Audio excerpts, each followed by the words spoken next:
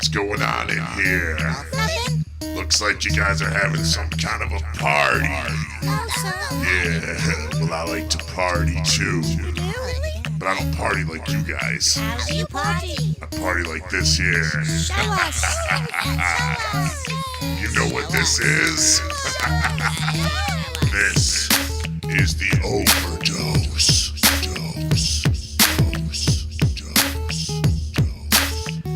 All right, we're here. Ladies and gentlemen, thank you for joining us June 11th, 2015 on the Overdose.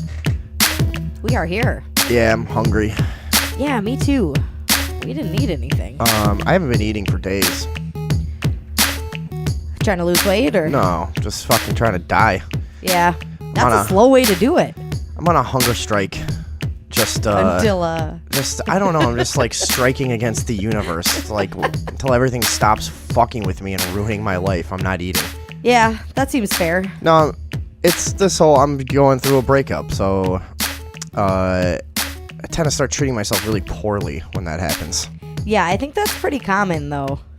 I think everybody does that. I'm just like Get drinky and yeah, starvy. I've just been not eating. Take a bunch of pills. Doing things I would never do. Just like, wake up, don't eat for fucking 8-10 hours, and then just drink a bottle of whiskey. Yeah. It's just. Well, that's how you forget. Horrible. Yeah, that's pretty bad. Well, no wonder you're hungry. Yeah. Don't you have any whiskey? No, I'm hungry. That would fill me up. No, I can't anymore. I've maxed out. I'm done. I can't even. My body won't even take any more liquor, I don't think. Really? Yeah. That's unusual. It needs a day or two. All right. What's unusual? That your body won't take any liquor. I feel like your body's good at taking liquor. Do I drink like a lot more than a normal person, you think? Well, you drink exclusively hard liquor. Right. I think that's the biggest difference. But it's like Most people occasionally enjoy a glass of wine or a beer. couple beers, something. Yeah. Maybe like they'll have like a bourbon like at a wedding. Yeah. When you typically measure how much a you lot of drink by people- the bottle, I'd say that's above average. Well, I fill up about a half a trash can a week with with empty whiskey bottles. So you've moved past bottle and onto trash can. I'm measuring by the armful of bottles. Yeah, all right. But I'm not to that point. Like, I've known other people that had to hide. It was so embarrassing how much they drank. They'd have to hide all their bottles, and they wouldn't even throw them away because somebody would see it, their girlfriend or whoever would see it, And I've had friends that would just end up with their trunk full of empty liquor bottles. No. And then they'd have to find a dumpster somewhere to get rid of them, at some point when they remembered. But Oh, God. it's not that bad, at least. That's But- how I feel when I eat fast food. I'm like embarrassed to put it in the house garbage because someone will see Yeah, it. you have to fucking hide it somewhere on Yeah. your way home. But the thing that I've noticed is that a lot of people will just openly comment like, "Holy shit! Like, are you just gonna drink that whole fucking? Are you just drink out the whiskey right out of the bottle and you just keep it in your pocket, your hoodie pocket, and don't share it with anyone? You just drink that whole thing, huh? Like, yeah, people will openly comment something like, well, geez, that's frightening. Oh my God. It's like, yeah, well, try living it, buddy. Yeah, no kidding. They don't know the half of it. No, but my ups and downs with alcohol aside, it is a useful tool when you really just there's no coping with a situation and you're just gonna be sad. You're Yeah. just gonna be unproductive and there's something to be said for just being able to numb yourself sometimes. Yeah. And it can be a very useful thing. Absolutely. I agree with that. I'm not getting down on alcohol. I just, I don't know. I have a hard time doing depressant on depression. Do you guys feel like when It works for a lot of people. Yeah. It's never worked for me. It really, for me, it's more just to pass the time. It's like, okay, good. I knocked myself out for 14 hours. Because Yeah. eventually you will start feeling better when you have a breakup or whatever. It always seems like the end of the world, of course. But I'm old enough now to know that it'll get better. Yeah. But I things will mean, pass. it just seems like the end of the world at the time. And it can be really nice to just check out. Yeah. Yeah. I'm going to Liquor Town. And just let it take over. Liquor Town. Tonight we got Mary Marshall. Marshall the from Paranormal MD. Yeah, from the Paranormal MD. She's the founder of that, which is like a research and It's a research investigation. and investigation group. Yeah, so she's a pretty impressive a Dude, lady. she's done some stuff. I would say. Comes with some pretty heavy credentials. Yeah. She's a college educated. And she teaches paranormal studies. Some very interesting stuff. She goes into the science. I think she is familiar with some, a lot of the more like she mentioned quantum right off the bat. Quantum entanglement. I'm like, uh-oh. Science, she's like, yeah, technology. we talked earlier. She's like, we can go into quantum entanglement if you want. I'm like, yeah, okay. Just look that up on Wikipedia. Let me just find out what that is. No, I mean, we do a little bit of science on the show. We know a thing or two, but she is going to be fun to talk to, and a very accomplished and credible paranormal researcher, investigator, teacher, among other things. So we'll get her take on a lot of the stuff that we talk about on the show, a lot of the investigation techniques and blah, blah, blah, whatever. She'll be on second hour. Cool. Looking forward to that. I talked to Melinda Tucker, who we had on last week. Yeah, well, she was on last week. She did the interview that a lot of people heard it, and they said it was just not easy to listen to, but it was good. They're like, it wasn't fun like your show usually is, but it was good. It was rough. It was real. Yeah.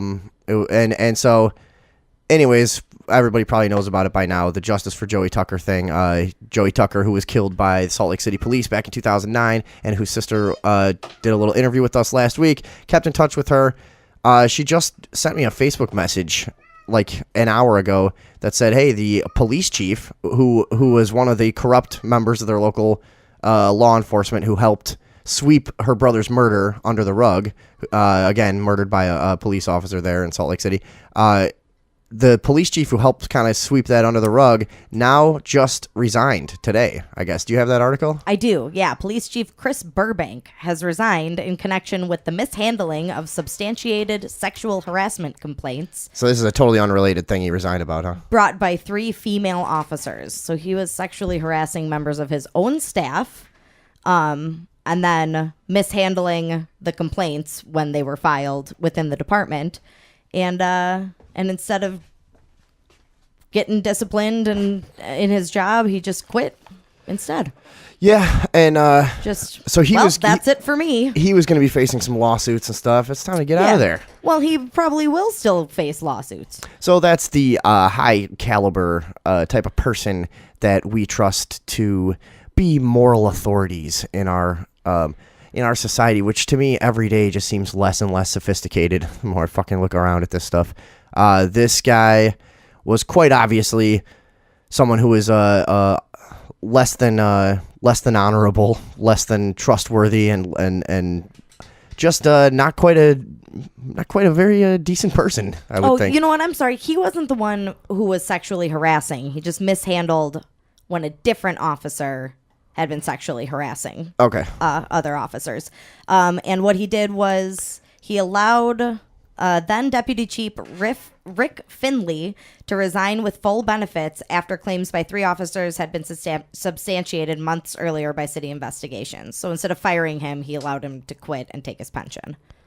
Got you. Okay. Well, and that's pretty fucked up. That's typical for them, though. That's how they do it. Yeah.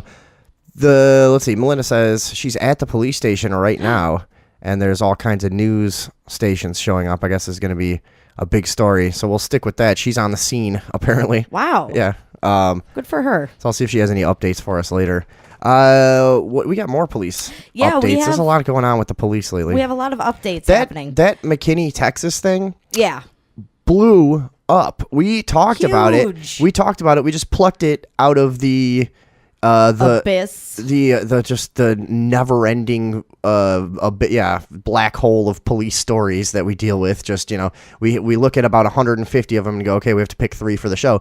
We really just kind of picked that video, seemed like pretty compelling and all that. Mm-hmm. But holy shit, that thing took off. I mean, it's everywhere. Everyone is talking about it. If you're not familiar, this is where there was all the black kids had some like a party, graduation party. Some party that I think it was the kind of thing where somebody threw a party. They all go to school together. It ends up so-and-so calls so-and-so calls so-and-so, and it just spirals out of control kind of thing, you know? 3 times as many people as they expected. Right. So it was one of those, whatever. They're a bunch of high school kids, and there was what they're saying is there's a lot of tension because it's supposedly, you know, but this is all been disputed too by other members, but they're saying this is a squeaky clean white bread little place that they don't want to see anyone of color around, and that was kind of what caused the tension initially.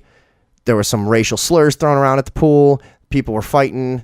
2 women got in a fight, and the cops show up, and that's that hilarious video of the cop running down the street and just tripping over his own shoe and just falling like a big fat dummy and rolling around on the grass. And then, you know, this is the famous video that culminates with him physically attacking a 16, 17-year-old girl, it looked like. I think she was, pretty young. 15 or 16, I think Whatever she was. I'll have to check. Whatever she was, it ends up with him just attacking her, throwing her to the ground, holding her down, and then pulling a gun on her friends. 14.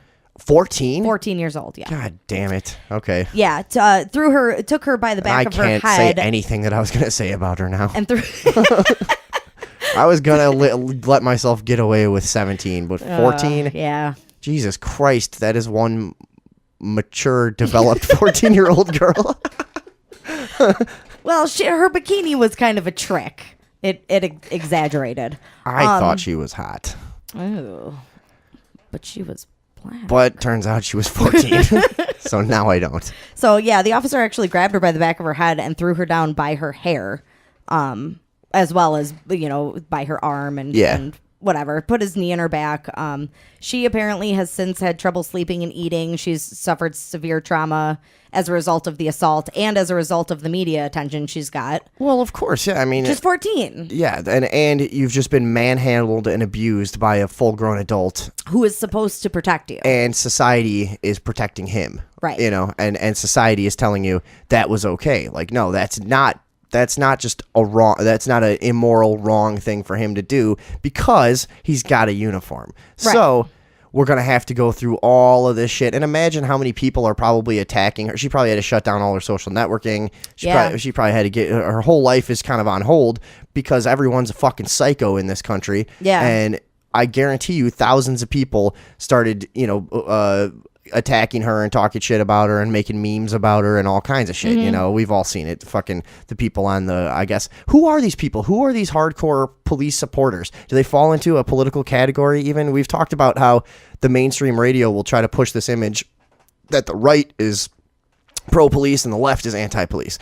But who are these people for real? Who are these people that just think that anything the police do must be justifiable some way, and if they make a mistake, it's just because of the high stress that they're under because of this criminal society.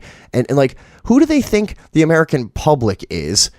And who, you know what I mean? Who do they think is needs to be so dealt with so roughly so often? And you know what I mean? Like, who are these fuckers? It's alarming how many of them are even in, you know, had literally the exact same upbringing as us. I finally had to get rid of a girl from my Facebook who I went to grade school with, who I used to be very close friends with, who out of high school started working at the courthouse, the county courthouse. Oh my God. And one of the courthouse sluts. Yeah. I see the girls that work at the courthouse just always just walking around in like slutty office outfits. Like that there's like a certain, seriously, there's just like a archetypical courthouse girl that's just like, you know, there's something going on. Somebody's banging this girl. You know what I mean? They're just, all of them just have this same like kind of desperate slutty look, you know, and they wear their clothes like a little bit too small and stuff. The courthouse girls. Anybody who's been to court enough, you know what I'm talking about. Yeah, I know what you're talking about. Yeah, and they're always delivering some papers to someone, or you never know what they're doing. Always delivering a stack of papers. Yeah, just always doing something that seems useless. Yeah. Just walking around in a slutty skirt with a slit up the back of it for some reason in court. Okay. Here I have actually the exact thing that she put up that was the final thing for me. What? A quote from Sheriff Mike Lewis that says, "If you don't like the interaction you're having with police, stop breaking the law. Just try obeying the law." Yeah, see, that's... And her addition was, "And there you have it, folks. Isn't life just so simple sometimes?" Right, and that's that arrogance of a person who's never been bitten in the ass by a system that's unforgiving and doesn't allow for individual case discretion and you know what I mean? So there's someone who is just never.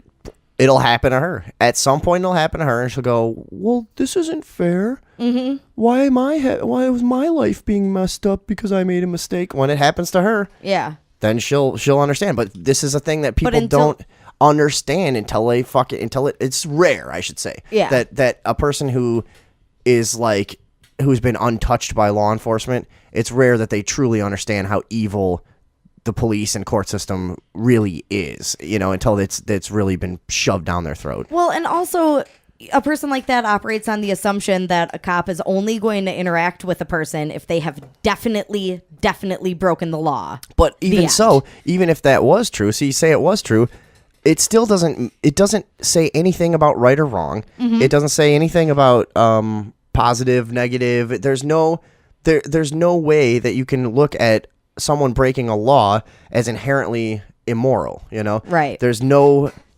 tie to morality with our legislation. It has nothing to do with it, Yeah. Everyone knows that, right? We don't have to explain that to people. Laws don't get created because they're the right thing, Yeah. It's a long it's a long, corrupt, fucking boring process, involving a lot of lawyers, lobbyists, and people you would never want to hang out with who just live this weird life of specifics and phrasing and wording that's all it's just an exhausting, nauseating process. I'm sure of it, but right. It's not, hey, this is a problem.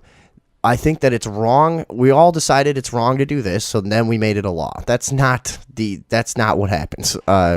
So anyways, that whole view of like, yeah, if you break the law, you deserve what you get. It's childish. And those are the people ruining this 14-year-old girl's life. Yeah, and it's just childish and moronic. It really is just I used to go, okay, I can disagree with someone and have respect for them still and discuss things, but now it's getting to the point with the police and the law enforcement argument that I can no longer respect anyone that thinks that way. I can't, and I wouldn't even waste time talking to them. Yeah. And it's one of those things that it's like if I have to be the one to explain it to you, you just don't want to know it. Yeah, exactly. You're hiding from reality. Right. If you really do think that there's any tie between laws and actual morality, you really are just hiding from the truth.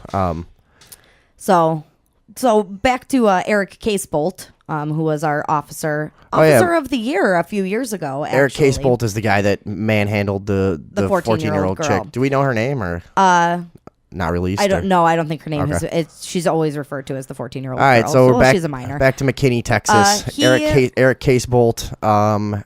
Due to social pressure, he has resigned from his position. Yeah, he's done for. He'll just move away end up in another department be a somewhere different else. Cop somewhere, or he'll go into fucking private security. Yeah, he'll do a security job where he harasses skateboarders or something. Some other useful task that we all would love to have done. Fucking idiots. So now wait, remind me. The leftist side are the police apologists, or they're the anti-police? Well, we're supposed to believe that people on the left are anti-police. I can't keep it straight because it doesn't make any sense. It doesn't make any sense. Okay, so here's this CNN article that I found that is trying to justify his officer or ex-officer Casebolt's actions by saying he was having an emotional reaction because earlier that day he had visited. One call was a man who shot himself in the head, and another call was a girl threatening to jump off the roof of her house. And so he said that he was feeling emotional. Okay. And that's why he had an emotional reaction to what was happening. That's fine. And I 100% agree that having those two things happen in one day would put you in a fucking very strange mood, and it might make you frantic and excited. And possibly hyper-violent. I think we've all been there. We've all had a day where you go, if anyone fucks with me in the next 6 hours, I'm going to fucking jail. We've all had that day. That's true. So But it just brings it back around to the real question.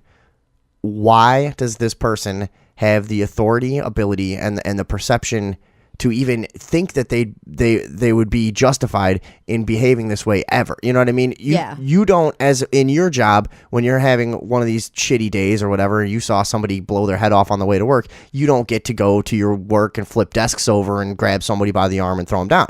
Right. It still just speaks to the problem of how we treat law enforcement, what we expect from them, what we let them get away with in general. You know, it's so fine, understandable that the guy was in a weird fucking frantic mood. Fine. It doesn't change anything about the right or wrong of the situation, I guess. And let's not forget, another important part of this, I feel, is the fact that he unholstered his gun and waved it at a group of unarmed teenagers. Right. In a threatening way. Yeah. Like as a knee-jerk reaction. Yeah. He definitely points the gun right at him. And for some reason, that's been disputed. I saw the mainstream media keeps saying allegedly. Have you noticed that? That's the word they use when a police officer does something wrong. That's the word for, that's the word to put a little bit of buffer between the part of you that would get angry at them. You know what I mean? If they put that allegedly in there, and that's going to make 90% of the dumb sheep-like public, oh, well, you know, we don't have all the facts. So, like, hey, look at the video, stupid. You can't play me a video of a guy pointing a gun at someone and have new video surfaces of an officer allegedly pulling his gun. What? What? No. And then you'll get, well, the news has to stay unbiased. Like, no. 1 + 1 is 2. The sky is blue. If you're fucking delivering the news, tell me the sky is goddamn blue. You know what I mean? Yeah. I'm not gonna. It's okay. Scientists say the sky may be a shade of blue. Allegedly a bluish color. Viewers are not encouraged to exit their home to check this. Just wait for word from local law enforcement on what color the sky actually is. Updates at 9. Yes. That really is that. It is that disconnected. Mm-hmm. It's unbelievable. It really is. Allegedly. Well, the police chief in McKinney has called Casebolt's action indefensible. Says our policies, our training, our practice do not support his actions. He came into the call out of control, and as the video shows, was out of control during the incident. Right. No allegedly. No. There. We are headed somewhere very scary with law enforcement. Do you feel the tension building? Yeah, I do. And you know what? It's starting to get more results than it ever has, I feel like. I'm starting to think one of two things is going to happen.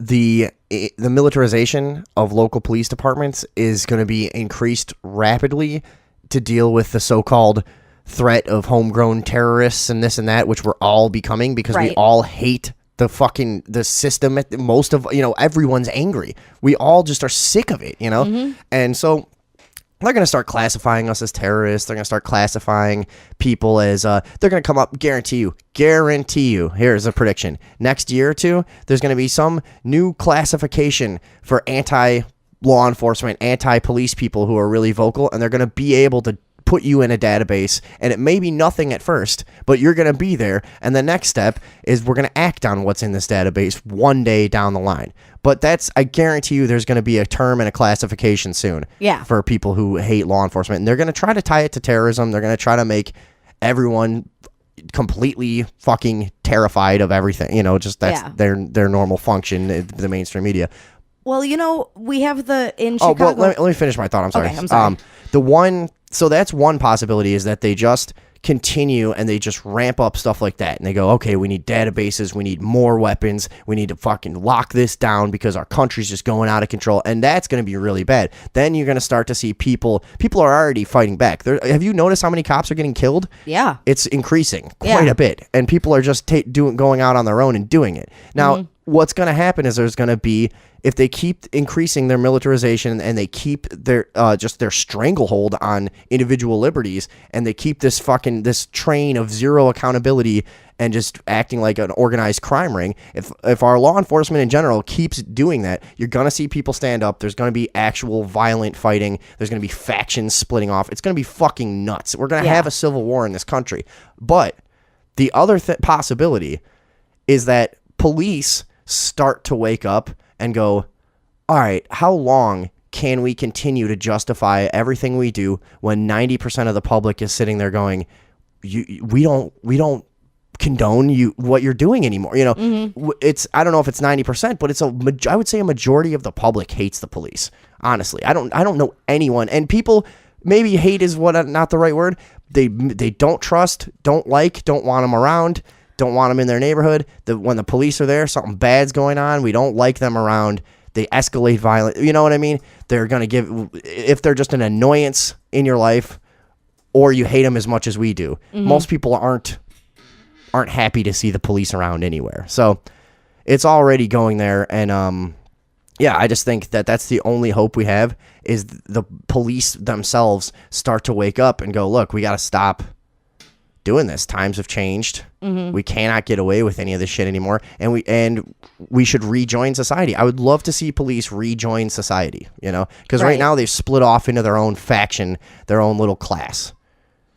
Right. They're their own sect of people. So if they were to consider themselves as part of the American public again, I think they would slowly start to reform themselves from the inside, and going forward, we're still going to have a very long, arduous, difficult discussion on how we reform law enforcement, just in how we perceive it as a people, and at what we expect.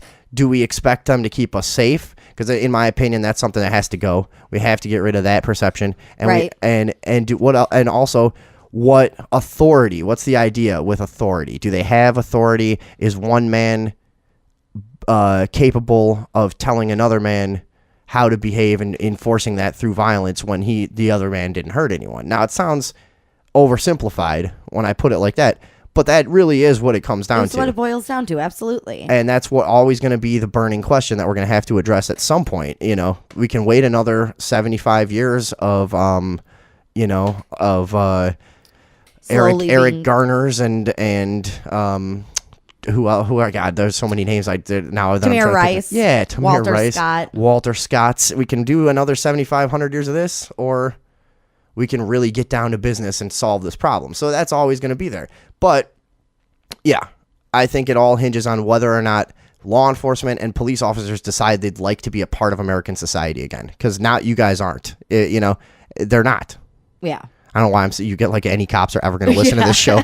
Listen up, coppers. I'm talking to you. See? You better get your heads on straight. You better get with us. But you know what I'm saying? Don't you think they need to decide they want to be with us again? Right. Yeah, I absolutely see it that way. I completely agree with you. There is a definite separation. And it's something I've talked about a couple times, because I feel like if police were still police in their own neighborhoods, things wouldn't be like this, because they would be accountable. They would have to see those people in the grocery store. It's yeah. Now here's a number for you. There's just so many ways. It just really bugs me. It just really bugs me how separate they are from society. Yeah. It really bugs me. Their own bars, whole families that just know each other. The rest of us don't know any cops. I don't know where they are. I don't know where they live. I don't know what they do. They're all off in their own fucking sector, and they really do. It's like same with government, at certain levels. Whole families, their kids go into it, the cousins, whoever, and then they only have friends that are also in the department and stuff. It's just like, yeah, but they're their own thing. Yeah, it really is. It's like it's like Polish people. Just have their own have their own stores, their own school. Like you go to some weird part of town one day, you're like, what is this crazy writing? And everything is in Polish. Like a goat head in the window and stuff. Yeah, ducks. Right. Yeah, they're just like that. All right. Well, nobody knows what they eat. According to the Huffington Post, as of August of 2014, 45% of U.S. citizens don't trust their police. Okay, 45. 45. Seems low to me. But it does, but you did say earlier that people who are still on the side of the police, you don't bother even talking to anymore. So it would make sense that you don't know anybody who likes their police. I guess, but so like when you're out somewhere and you're at like a bar, a party or whatever, I've never heard one single person ever stand up for the police in any conversation ever. No. Never. Maybe once actually, and I had a field day with this girl. Nice. I mean, anytime someone does stand up for the police and law enforcement, you have a very easy path at proving them wrong by just demonstrating how immoral. Now, that's the thing that people have to get past. It's not legality. It's not right. It's not rights. It's not laws. It's about right and wrong. So that's a very easy to any pro law enforcement or police person. It's just very easy to cut the legs out from under them in any argument. Yeah, as long as they're willing to accept that morality is different than legality. Because I've talked to a couple people who have a hard time grasping it. And I think they're just dumb. Yeah, they think they're just stupid people. Honestly, yeah, it's somebody who's never bothered to consider any sort of philosophy regarding their surroundings, and they just go with what's already there. Yeah. Let's get to some of the other updates. Yeah, we got some other updates. Walter. You go ahead with that one because there's police now are getting charged with murder. This is what I'm saying. This is what led me to think about, like, would they like to rejoin society or not? I think there's a lot of the higher ups who have been around for many years, who are police chiefs, who are looking at this more realistically than a lot of the guys on the beat per se. Right. Who are going, man, we have gotten out of control. Like, I don't know what to do. Yeah. And now they're charging these guys. They're starting to, whereas 25 years ago, no hope of charging a cop with murder in this case because there wouldn't have been a cell phone camera. People wouldn't have gotten the story out to each other. They wouldn't have bugged everybody. We have this amazing tool now to get information and to bug people with, and we can get some stuff done. But so finally they're charging people. So Tamir. Are we going to do Tamir Rice? What is it? Oh, Walter Scott was first. Walter Scott was first, yeah. Walter Scott's murderer. You may remember Walter Scott is the one shot in the back as he was running away from the police officer in a park. That was another video that was just as bad as the Joey Tucker video. So bad. Just completely clear-cut murder. Just the guy. Obvious. A guy with a bad leg running away through a park. Yeah. Yeah, and the guy just unloads like 6 rounds into him. And the cop took, 2 or 3 steps before he started firing. Yeah, yeah. So he has been indicted on a murder charge. Prosecutors announced on Monday. His trial date has not been set, but he is being charged with murder. All right. So have fun rotting in your cell, pig. Yeah, until a prisoner murders you. Yeah. Oh yeah, that's gonna be nice for him. Really nice. Yeah. That's gonna be nice for him. And it's protective custody in an 8x8 fucking room, 23 hours a day for the rest of his life. Yeah. I'm happy to hear that. Go on. What else? All right. We also have an update in the Tamir Rice case, which was much longer ago. But this one is a little more interesting. A Cleveland judge ruled that there's probable cause for the Officer Lohman, who killed Tamir Rice, 12-year-old Tamir Rice, who was playing with a toy gun. That was the kid with the BB gun, in the Walmart or whatever? No. He was outside. He was behind, like, a rec center. Okay. And somebody called and said, that was a kid with a gun. Yeah. And the police officer showed up and shot him in literally 2 seconds. Yeah. Pulled up on the scene and just started shooting. No, he got excited. So had something to do. Yeah. Officer Timothy Lohman has been... there's probable cause, according to a judge, for him to be charged with murder. Now, charges haven't actually been brought against him, but in Ohio, there's a weird law where citizens can demand that an arrest warrant be brought against another citizen. So a group of people who knew Tamir, clergymen, other adults in the community, people who knew Tamir personally, all came together and said, we want a warrant brought against this guy. You have to treat him like a regular person. You can't protect him because he's a cop. You have to do this. Well, and this is just a slow shift in perception. You know, people have to get used to the idea that this uniform is not magical. This is still a human being committing acts which can either be right or wrong. Right. So he's been going to...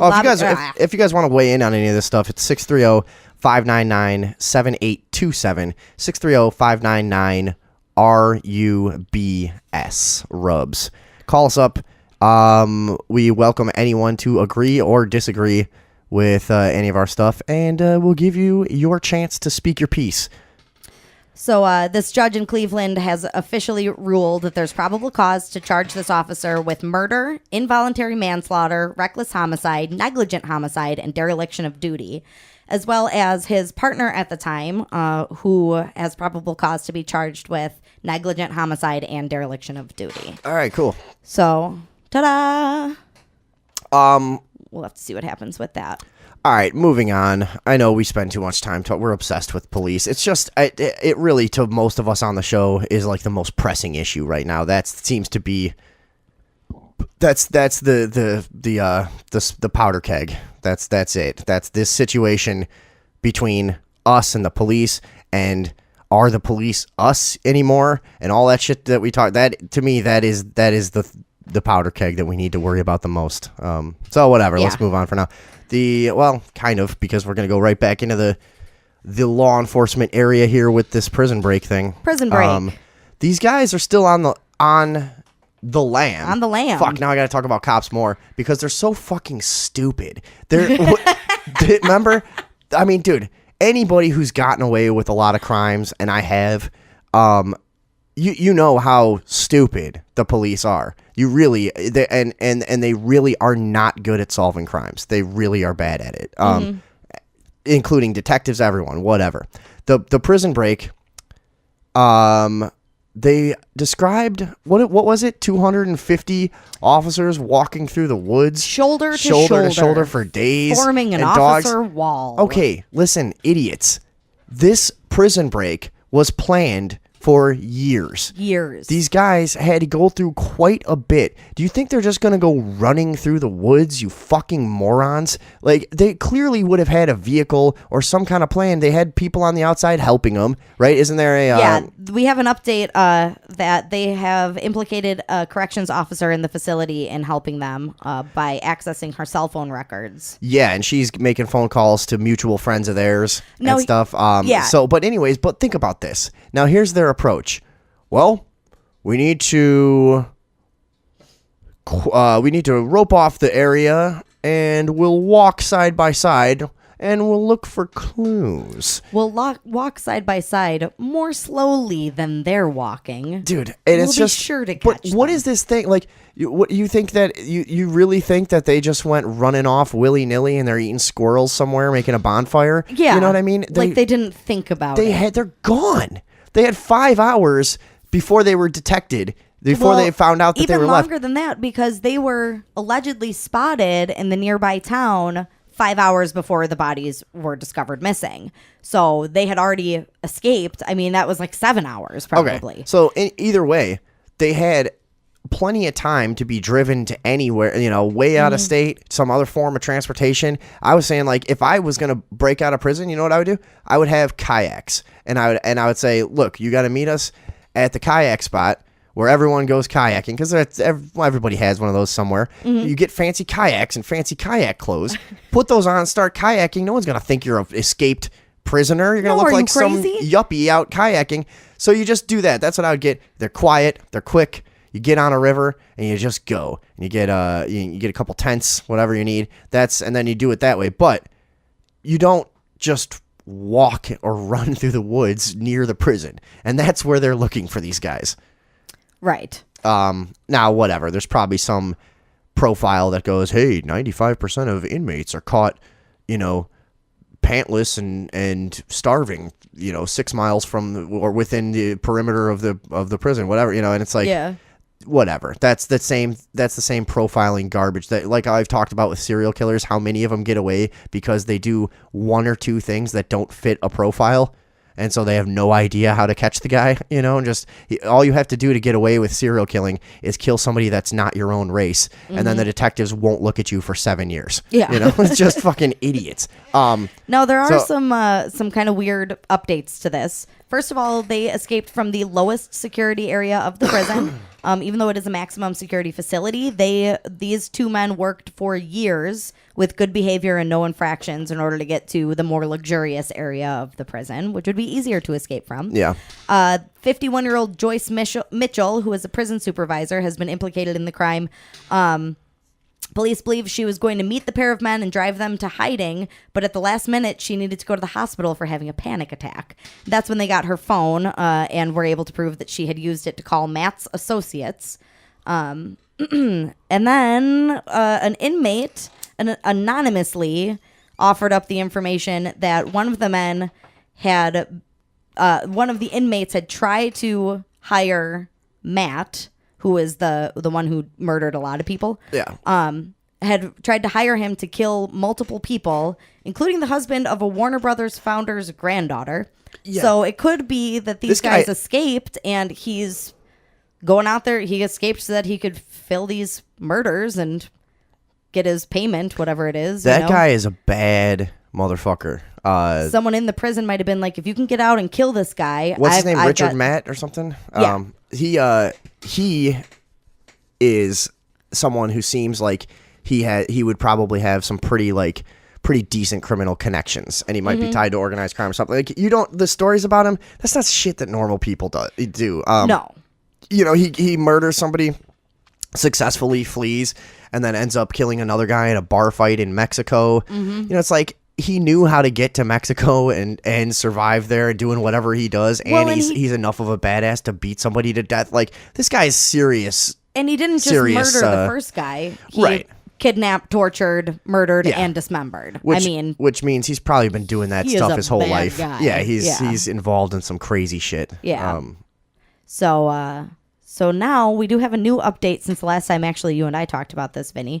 Police claim to have located an area where the two convicts bedded down, they say. It's literally just a wooden shack in the woods. Yeah, because there's no other squatters anywhere ever, you know. Yeah. Well, two people were here. Let's see. More than 400 law enforcement officers have joined the search. On Thursday, the search intensified. Which way did it go? Around a heavily wooded area off New York State Route 374, east of Dannemora, which is the town where the prison is.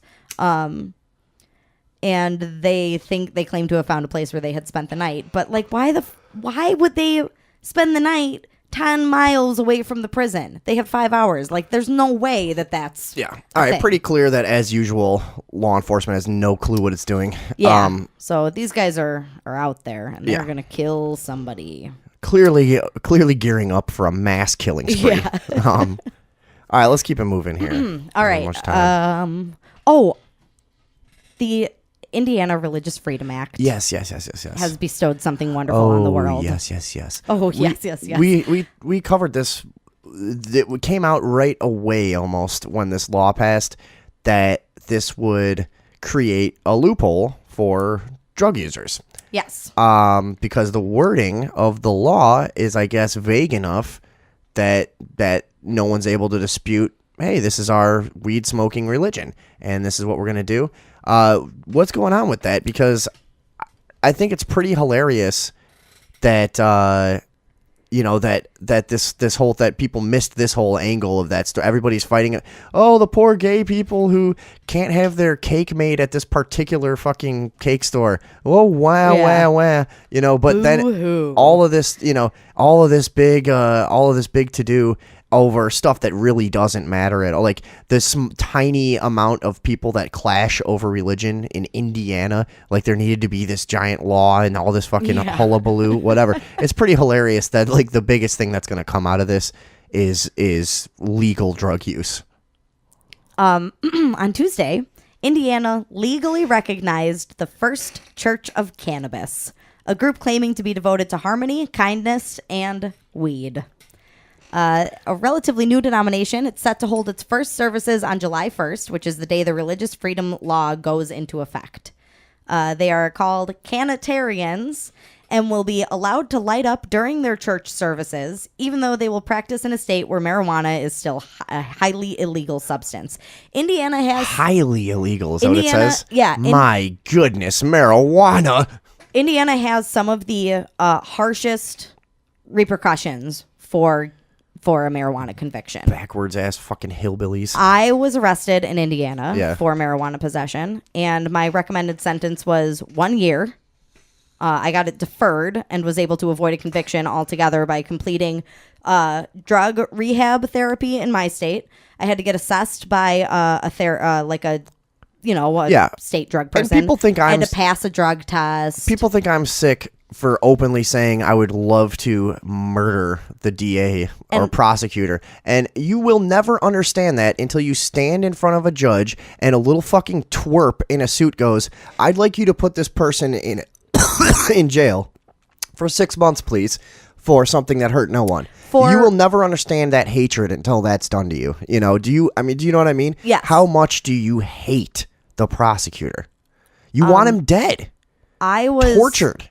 Convicted for riding in a car that had marijuana in Right. it. Yeah. And he asked men to physically lock you in a cage in jail. Yep. for a year. Yes. That's what he asked for. Now, it doesn't matter. People, well, they know you're not going to actually get it. Fuck that. He asked for it. Yeah. He is your mortal enemy at that point. You It know? doesn't matter if I'm going to get it or not. Somebody said it should happen. Yeah, yeah. And then, he should be ashamed of himself. You know? I had my conviction, or I had my probation or whatever it is that I had to do. I had it transferred to my own state, where I went to a drug counselor and got assessed, and he said, "This is ridiculous. You do not need any counseling, and that's what I'm going to recommend." And I sent that recommendation to the woman in Indiana who was managing my case, and she sent back, "That's not good enough. You have to do something. I don't care what he says." You have to have a drug problem. Yes, exactly. You have to. You were riding in a car with marijuana. You have a drug problem. Well, because at the end, all they want is to they want to just rope you further into the system. Well, and they want my money. You know how much this cost me? I mean, it was upwards of $1,000. Right. That's the overarching kind of thing. That's the money is the money. But what they really want is to turn your life into shit via that's really, they just want to suck you into their misery, you know, and not just the money that they're going to get this time, but the more that they bring you into the system, the more chances there are that you'll repeat the crime again. You'll get arrested again. Just being involved in the programs statistically increases, you know, your likelihood to commit worse crimes in the future. Just going through so-called rehabilitation in any form will just statistically make you a worse person. Right. And that's what they want. They want to create more criminal culture that they can profit off of. Yeah. That's all it is. Yes. So these people in Indiana have found just a beautiful loophole, and they are just going to smoke weed till their heart's content and call it worship. Mm-hmm. And now the state of Indiana can do absolutely nothing about it. They will not be allowed to buy or sell marijuana. However, they will be allowed to partake in marijuana use as part of their religious practices. Okay, but then what happens when the cops just wait outside and pull everyone over when they're leaving? Right. You know, we know you guys got weed. Well, you know. Well, there has to be. I mean, how can it be that they can't say we're practicing our religion outside of church? Lots of people pray outside of church and aren't persecuted for it. So if they're practicing their religion, Don't the Rastafarians have an exemption? Isn't that a famous old loophole? No? I don't know if in America. Okay. I honestly don't know. I can find out though. But there has to be. I mean, is it a clear black and white line? Weed is legal in this building and not outside of this building, or is it weed is legal for these people under the understanding that they're practicing religion? I'm interested to see how this will go, because that was my first thought too. I was sure that they would just set up a roadblock on the way in or out. Right. I mean, come on. They're the police and law enforcement, they typically behave like children on a playground, and so they will respond to something like this with they'll call it a seatbelt checkpoint, and they'll smile about it. Just checking seatbelts in that bully, kind of way. That's how they'll respond. I'm sure of it. Well, and I'm sure that a lot of these people who are going to be participating will do some research and know what their rights are, and at least some of them will be able to shut down a roadblock if they get stuck in one. Okay. But, well, if it works, maybe I'll move to Indiana and join. I'd like to be there for that the first smoke church session, whatever the fuck it is. July 1st. So maybe we'll make a trip out there. Yeah, I'd like to be there. All right, should we talk about reality? Yeah, go ahead. All right. The famous double slit experiment has been recreated and expanded on in a new move that suggests with even more certainty that reality does not exist until we start measuring it. So the double slit experiment is where quantum physicists theorized that a photon can exist as a wave or a particle, which seemed to be determined as they measured it. Yeah, and it has to do. It has to do with like how the results of an experiment can depend on whether or not somebody's observing and also like what their expectations were. Mm-hmm. You know, it's all this really interesting fabric of reality stuff that sort of challenges the notion that there is a concrete reality. You know, Right. So go on. What makes this different? So what they did this time was, instead of using a single photon and firing a single photon from a laser, they have taken helium atoms, so single helium atoms, a complete atom, and did a very similar experiment with them. Got it. The reason it's more significant is because an atom has significant mass and couples to magnetic and electric fields. It's much more in tune with its environment. It's more of a classical particle than a photon is. So it was kind of a test of where the dual existence stops occurring. Okay. And it can behave either as a wave or a particle. Right. So what they found was that the helium atoms behaved in a very similar way as the single photons did. And they seem to exist as both a particle and a wave. And at the same time? Yeah, well, they were here. They have been shown to cause atoms to either pass through one arm like a particle or both like a wave. So they were not at the same time. No, that was wrong of me to say. But they did find, I'm going to post this link for people because this is stuff that I have trouble understanding. But because it's a whole atom, they say that there are two possible explanations for the behavior. Either the atom decided whether it was a wave or a particle when it was measured, or a future event, such as the measuring of the atom, causes the photon to decide its past. So now they're wondering... Yeah, okay. Right? Yeah. So now they think that the actual decision of whether it's a wave or a particle could be determined in the future, and just it chooses how to present itself after whatever occurred. That's got to be frustrating when you're trying to record your experiments. Like, hold on, is this happening, or did I just make it so that it happened this way? Yeah. So it's what would this paper have said 10 minutes ago? It's You know, yeah. The scientist is blowing his brains out. Yeah. Fucking take this. I feel that way just trying to read this article about it. Let's see. The head scientist, Chruch, said this experiment can't prove that is the wrong interpretation, but it seems wrong. And given what we know from elsewhere, it's much more likely that only when we measure the atoms do their observable properties come into reality. So he's just saying that reality is not here. He's saying that it's only here while it's being observed and measured. Yeah, I guess that would make sense. Why? No, it doesn't.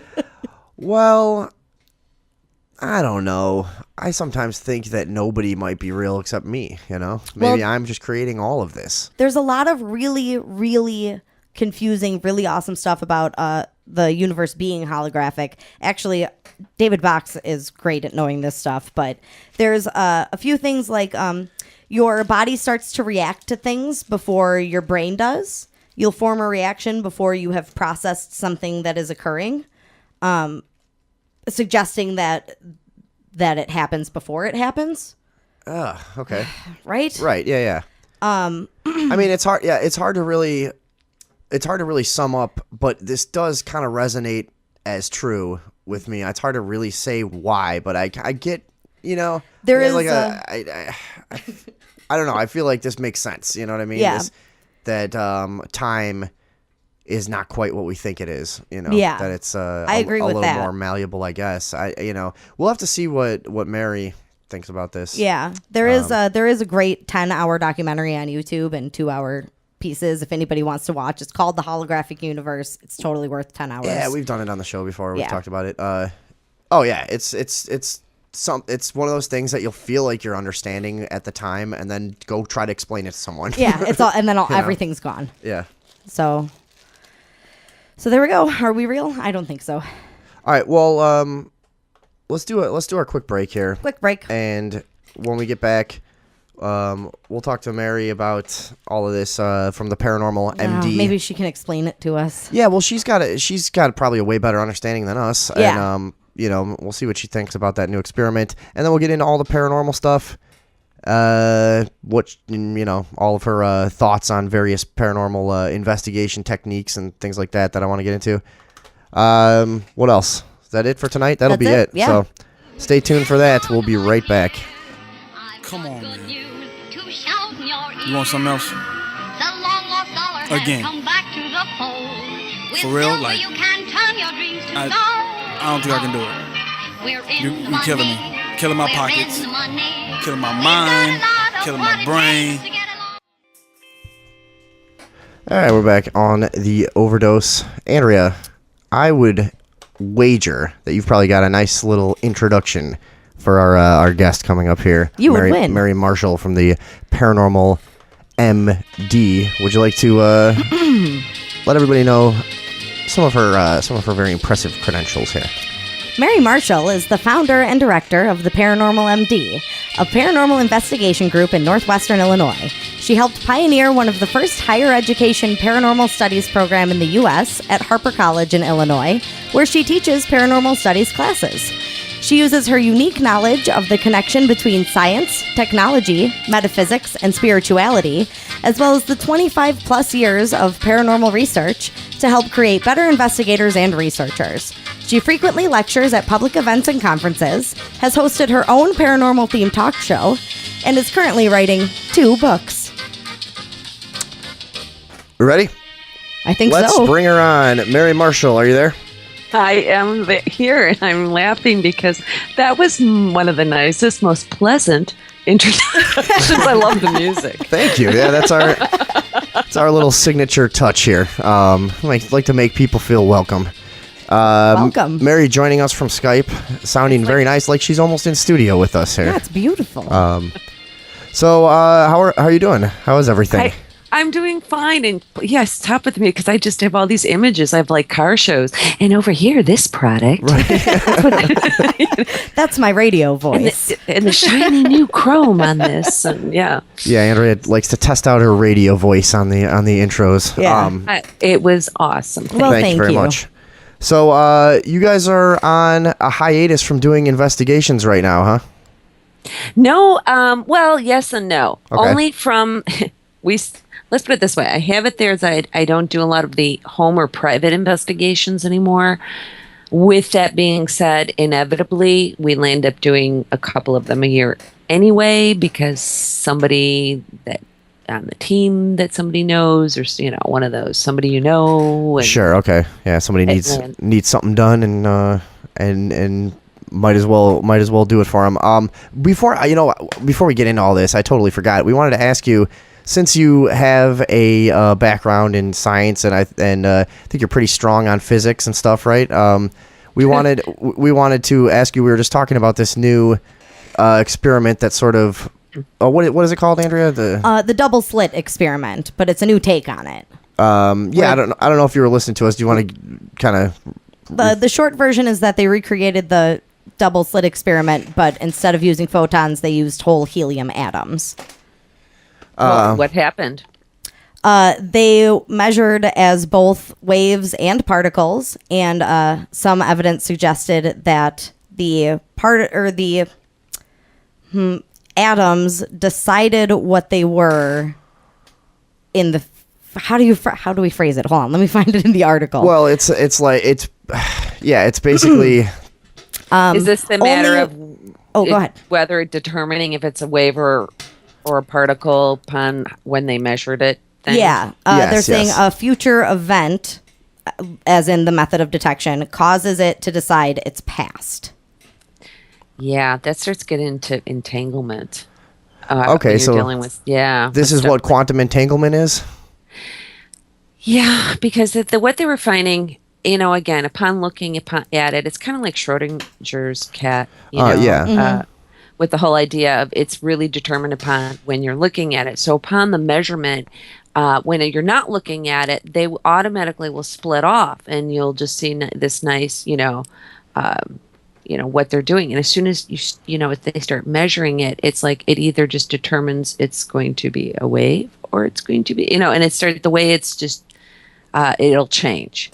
And as far as the present and the future making the past, now I cannot remember the specific people, or for that matter, where the experiment took place, off the top of my head. But they did another one where they did measurements like this, and it involved trying to determine time, because time is really a perspective. Yeah, well, that's kind of what's indicated by this new experiment is like, and that's what just blew my mind right off the top. I'm like, what? Yeah, exactly. What is time now? If we accept this as reality, and like they're saying, like they said in this article, they did mention Schrodinger's cat, and they're saying like, let's see, what is it? It says, in the world of very small, strange theories like this, this seems to be the only way to explain what we see. Is that time is somehow malleable. It appears to be so, and dimensionally, I mean that's part of the equation. That's part of what Einstein was looking at. And okay. So when you're dealing with the present and the future can actually influence the past, which makes no sense to us because we move forward in a linear motion, so to say. That's how we see things or experience things. But when you're dealing with entanglement, when one thing happens one place, it happens equally at the same time elsewhere. And that can be by particles, by waves, distance, so one thing, and here, if you really want to blow your mind, is if you think about it this way, is that we actually, part of our makeup, our physical DNA, genetic makeup as humans, we share a significant amount, percentage-wise, with the same stuff that the stars, the universe is made up of. Sure, right. Yeah. So we're all interconnected. So when you start to entanglement predicts that if you do one, like I said, if something changes here, it automatically changes there. We're never going to notice that change. It's happening instantaneously. So when you start looking at some like your movies, let's try to think of it in that way. Some of your, older movies where they've done this thing of time when they're dealing with it. The perspective on that is that only the person in the midst of it knows that there's a difference. You know what I'm talking about, these movies, right? Right. So like if you go back in time and nobody else knows anything's and then they go back to the future. That's a good example. Okay, yeah, I see what you're saying, yeah. And then he goes back and everybody in his family's different. Right. But he's the only one who notices it. Yes. Essentially, what the prediction is that in the reality, Michael J. Fox wouldn't have noticed it being different either. Right. Because that's the future he would have come from to begin with. Yeah. Right. It is simultaneously happening. Another way, this is what I use to explain it. If you think of it, time and dimension like a racetrack. You have the starting gates and you have the horses at the gate. Okay. The gates represent, we'll just say, the beginning of everything, the beginning of time, beginning of everything. Each lane represents a dimension and a year. So you have year 1 occurring at the same exact time, year 2013, and the year 5030 is happening. Okay. So you're at this gate, the gates all open at the same time, and the horses take off. Now, each one of those lanes is a designated dimension and year. And as the horses are running the race, often more times than not, they don't stay in those lanes. Sometimes they bounce in and out, they come back in their own lane and they go back. This is some of the explanation I will use for paranormal activity. Okay. Interesting. Because there is that crossover and you're kind of popping in and out. A lot of activity that occurs, whether it be from ghosts or something is, Bigfoot.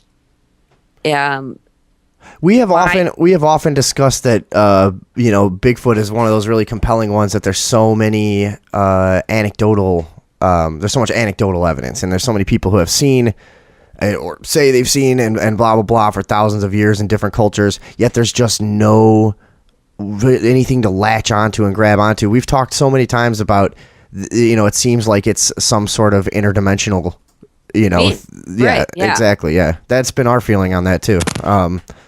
That's right. You know that we wouldn't, it's because people are like, well, why aren't there bones? Why aren't there, Yeah. Well, this would explain a lot. It's kind of a root at a lot of the paranormal activity is just the idea of multiverse, whether you want to look at it as string theory, but just multiple dimensions. Okay. In universe. Now, so some of the most fascinating paranormal cases to me are ones that seem to be an event that just replays, from another time, and for whatever reason, when the conditions are correct, you can witness this ghost ship or this, this thing that'll always show up. The girl falling down the stairs at that place in Wisconsin, and then she would, always appear in the same place.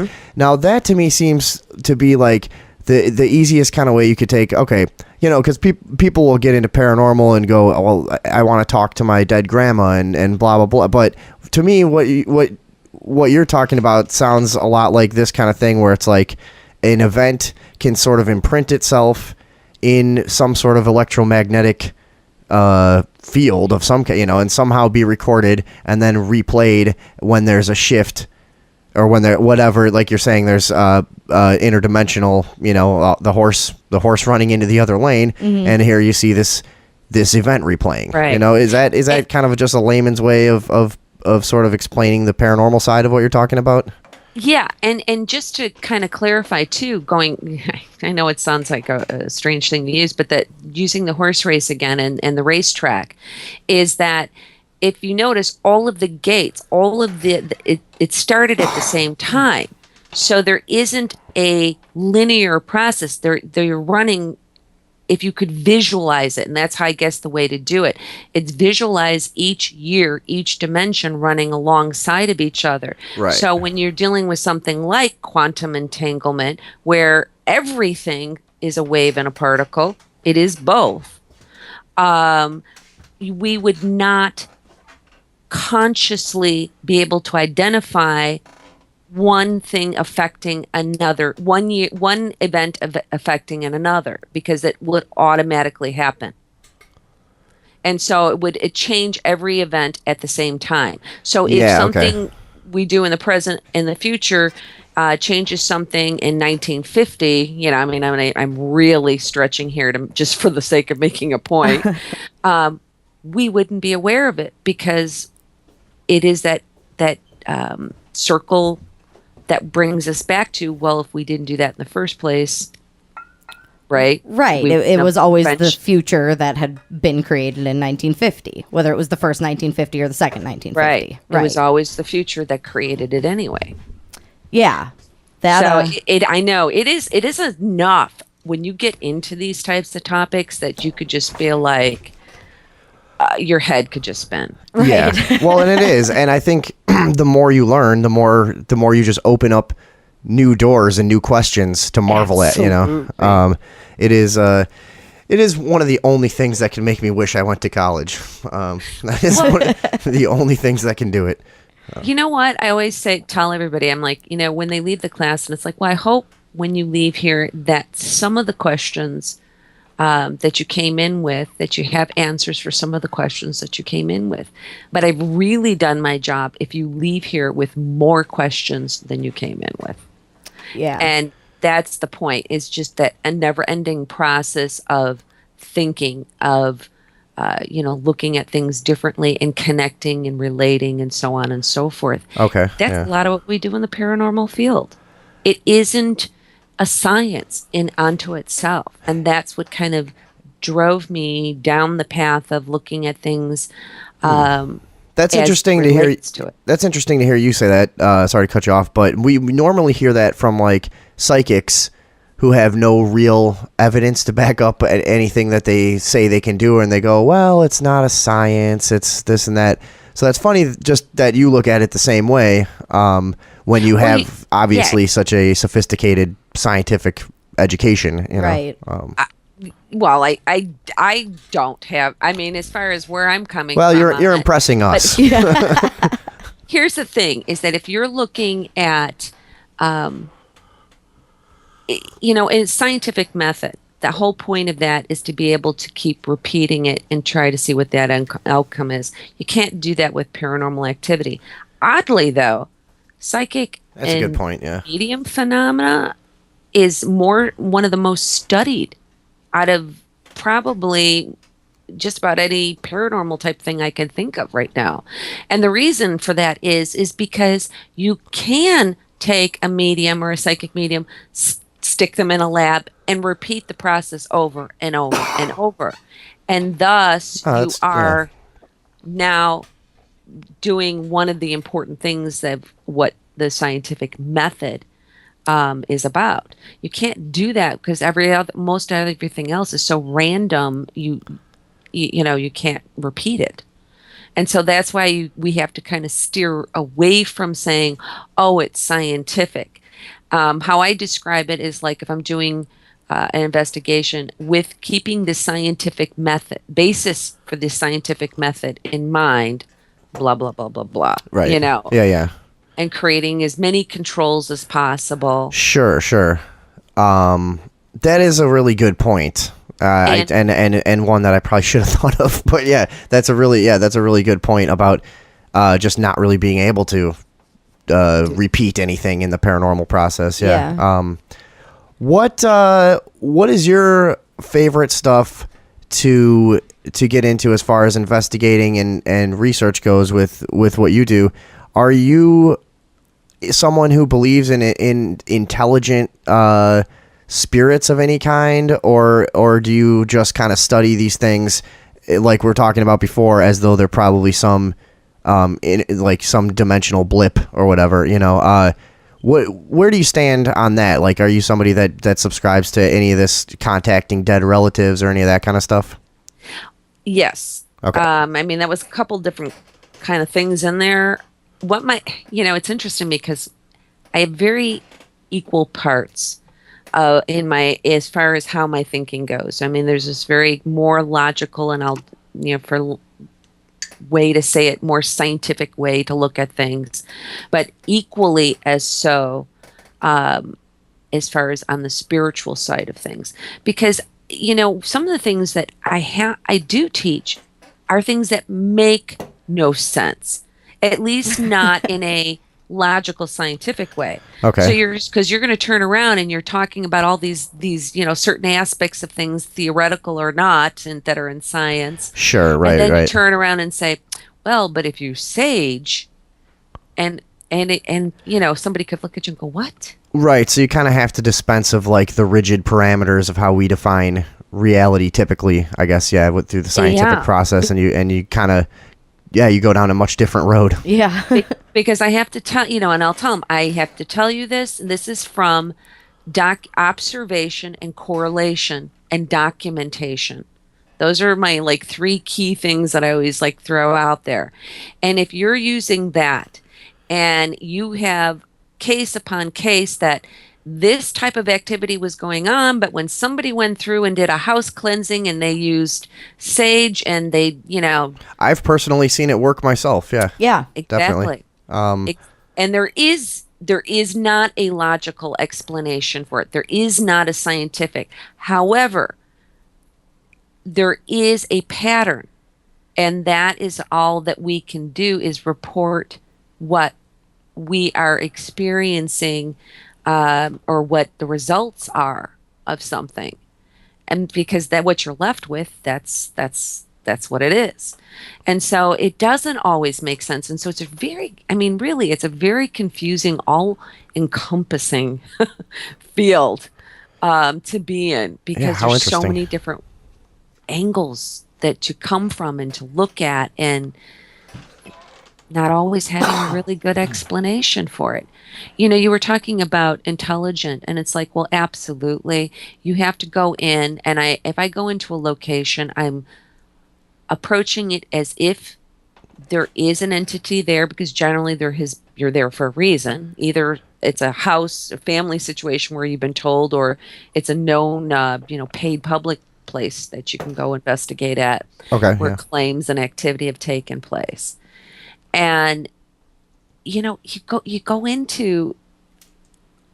go in there and you're talking to seemingly nobody, but you have to be personable, you have to be conversational, and you conduct yourself accordingly.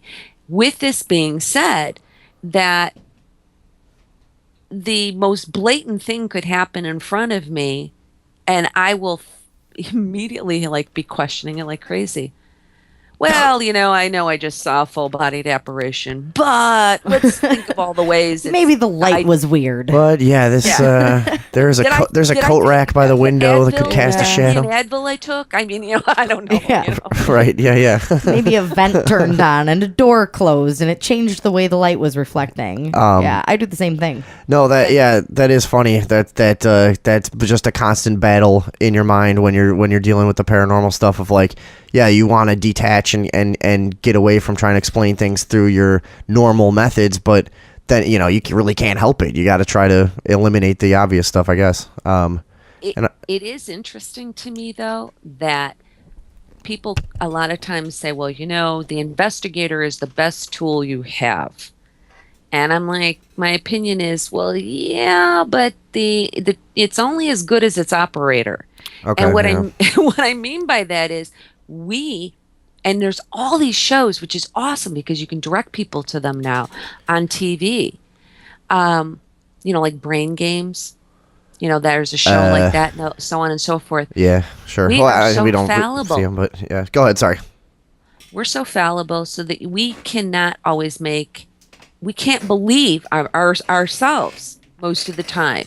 So this is why we do use things like video and audio and other tools to try to document and graph outside of our own human experience, because quite honestly, we can't trust ourselves. Yet every single one of us are what's from the Missouri, the show me state, want to experience it ourselves in order to believe it. Yet we're probably the last thing we should believe. Does it? You know what I'm saying? Yes, very. Yeah. I totally agree. Yeah. Our brains lie to us. Right. I want to ask you too. So, as far as tools for investigating go, do you use any? And do you? What do I want to say? The ghost box, and what was the other thing? What's it? I'm not sure. Yeah, whatever. So are you familiar with the ghost box? Or the spirit box, or whatever. Think of a bunch of names for it. Do you think there's any legitimacy to using that tool? Again, depending upon how it is used. I'm all about anything, whether it be provable, or could be used as proof per se, or not. If it increases communication, because the more communication we have, the more we know, and the more we know, the better we all can, further this along. Yeah, right. With the spirit box, the one thing, there's all kinds of mistakes I see being made. People refer to, we got this EVP. Yeah, it's not though, huh? No, it's not an EVP. Right. It's. And I was just gonna, for anybody who doesn't know, the spirit box is basically like an ultra high frequency scanner that's gonna sweep across a lot of frequencies. It's a broken radio. Really quickly, right? Exactly. Yeah. And that is oftentimes what kind of I don't know. It kind of holds me back from really feeling like it can have a lot of legitimacy, because I feel like there's just so easy to intercept. There's so many radio waves flying around. Yeah. You know what I mean? And it's just, I feel like it would be really easy to get a lot of terrestrial, Well, and they come from everything. I mean, you can hear the radio waves of Jupiter on AM radio if you want to. Here's some of the safeties I think that you can put in place. Because with that being said, I would say that I have had successful, what I would call spirit box sessions. Where did you feel like you were interacting really though? Yeah. Okay. And here's why. But you can't just go in, and this is the first mistake people make. They turn this thing on, it's scanning, it's basically and again, it's a radio with an old dial radio, but it's broken and it just keeps spinning. Right. Yeah. That's a good way. So it's constantly changing at an extremely fast rate. They go in, they'll turn it on, and they'll be like, oh, so is there anybody here with us? And then, you hear, Bob, and then something else. And it's like, oh, so that's your name? And then, and they'll be asking questions right away. Statistically, I have yet to do this, and I keep saying I'm going to do this. I want to get hold of a statistician, somebody with math. I want to find out if you asked a question of, and somebody, we had a case like this, and somebody was a smoker. And so they smoked cigarettes, and the person was deceased. We're in their house. And the thing, I think, came out with the word smoke. Okay. And everybody's like, oh, this is a big deal. And I thought, if you ask that question, let's say I asked the question, and I said, so are you a smoker? How many words would we associate and deem appropriate answer? As a Smoke, response to that. Yeah. Cigarette, cancer, breath. Sure. Mom. Oh, your mom smoked? Oh, Yeah. It just goes on and on. The Long Island psychic technique. Yeah. Well, and also, or so medium. many of those, Sorry. so many of those recordings are so garbled, and they're open to so much interpretation. All you need is a sound that sounds like one of those words. Right. It's easier if you record it. It's easier to listen to in a recording than when you're listening in person, because it's a little harder for whatever reason for our ears to discern between the white noise and what's being said often. But it's often clearer for anybody listening, by the way, if you listen back to it on an audio recorder. Here's my suggestion. Do I think, though, that it is legitimate in that true communication happens? I do. And here's why. If you go into it and you turn the thing on, you ask validation questions that you know the answers to, and that cannot be answered by a ham radio or any other goofy thing, which, by the way, you can determine that by frequencies if you have the right equipment to push out any of those things being at cause. So you're staying very clear to specific frequencies that the radio might come across. Okay. But validating, so we're three of us are sitting in a room, and I say, so what color shirt am I wearing? What street is this house on? What room am I sitting in? It's very specific, that have only one answer. Right. Mm-hmm. And only you in that room know the answer to. Right. Now, if you get a few of those answers in a row, now you might be talking to somebody. Now we've had a couple people on the show that say, hey, there are certain times where you get 4 or 5 things in a row, and you go, hey, this is really happening, and other investigators have told us sometimes it even feels a little silly, like you'll just be sitting there talking to no one for, but then when it happens, I guess, a lot of people have been very convinced, and including you, I guess. What is the situation that you were in where you felt like you were really interacting with someone through the spirit box? It was a location that we were investigating for 3 years. And in some of the final investigations there, the last couple. Are we in a house, or? It was a house, but it was not a family. It was a museum. Okay, cool. And so we're in there, and again, the validation questions were being answered. Then we got into just, let's ask you questions about who we already were pretty sure from previous EVPs and so forth that were there. The name of the family name that was in this house for almost 60 or over 60 years was woof. During this thing, it was repeating this. It repeated it 6 times. Wow. But, and then I would ask, you ask things, okay, I'm trying to think of the questions back to it now, but whatever, I am sorry, I can't think of them, but whatever a lot of the questions were, we were getting some pretty good answers. Here's where it gets interesting though.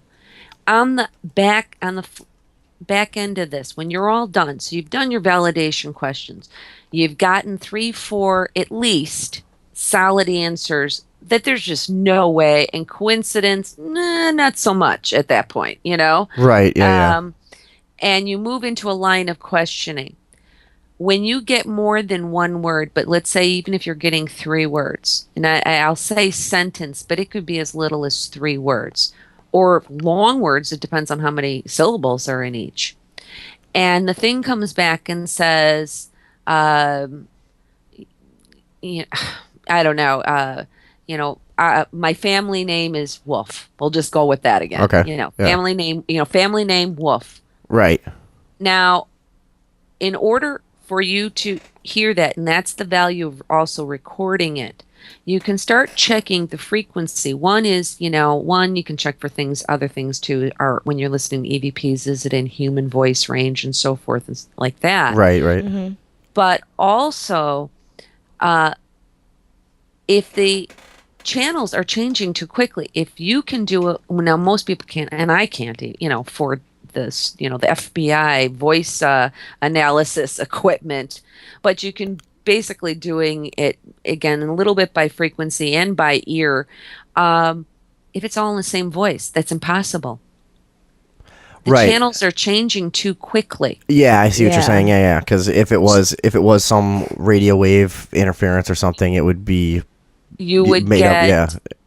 You would be able to see the interference. Okay. Yeah. You would be able to see that with certain readings that you should be taking at the same time.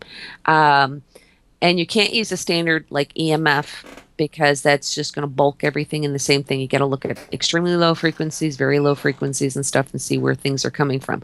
But furthermore, when you start getting into waves in particular, as far as bands and things are coming from. But if it's all in the same voice, it's impossible. That thing has changed channels a dozen times by the time that third word is ending. Yet you're getting a voice that says family name Wolf. Yeah, very interesting. So it's a combination, you putting all of those things together. That's when you start getting something. It's just that when you turn the thing on and just start asking questions and talking and whatever it says, you're like, oh, and you make up like what it might mean. Yeah, right. That's where I have an issue with people saying, oh, I'm communicating all the time. Okay, right. Yeah. And I would agree with that. I see what you're saying. It's the kind of thing you have to take a broad look at the data and be realistic about it. And but then when you are really having some success, don't doubt it. It's exactly, working because there is absolutely every indication that this should be a means for them to communicate with us. One way to do it. Now, do you feel like when people are doing this, that so someone lives a life, they die and pass on, and then do you feel that the soul or whatever you might call it of that person is then coming back to interact? Or because a lot of people will say, no, we don't interact with dead people, we interact with other types of spirits that were never alive, and there's all different types, and depending on what your orientation and beliefs are. But you know what I mean? Do you think that people are coming back after they die in some form to communicate? Sometimes. Not, but I'm with, I think from what you were saying with some of the other previous guests that you've had, where I'm under the belief that it's not all dead people that we're dealing with. And that doesn't mean I'm talking about like some, like the Greys, alien type interdimensional being. But again, if we are in science, if we're going to subscribe to a lot of what, theoretical physics is teaching, telling us rather, then we have to understand that these types of things are not. We have other universes. We have other dimensions.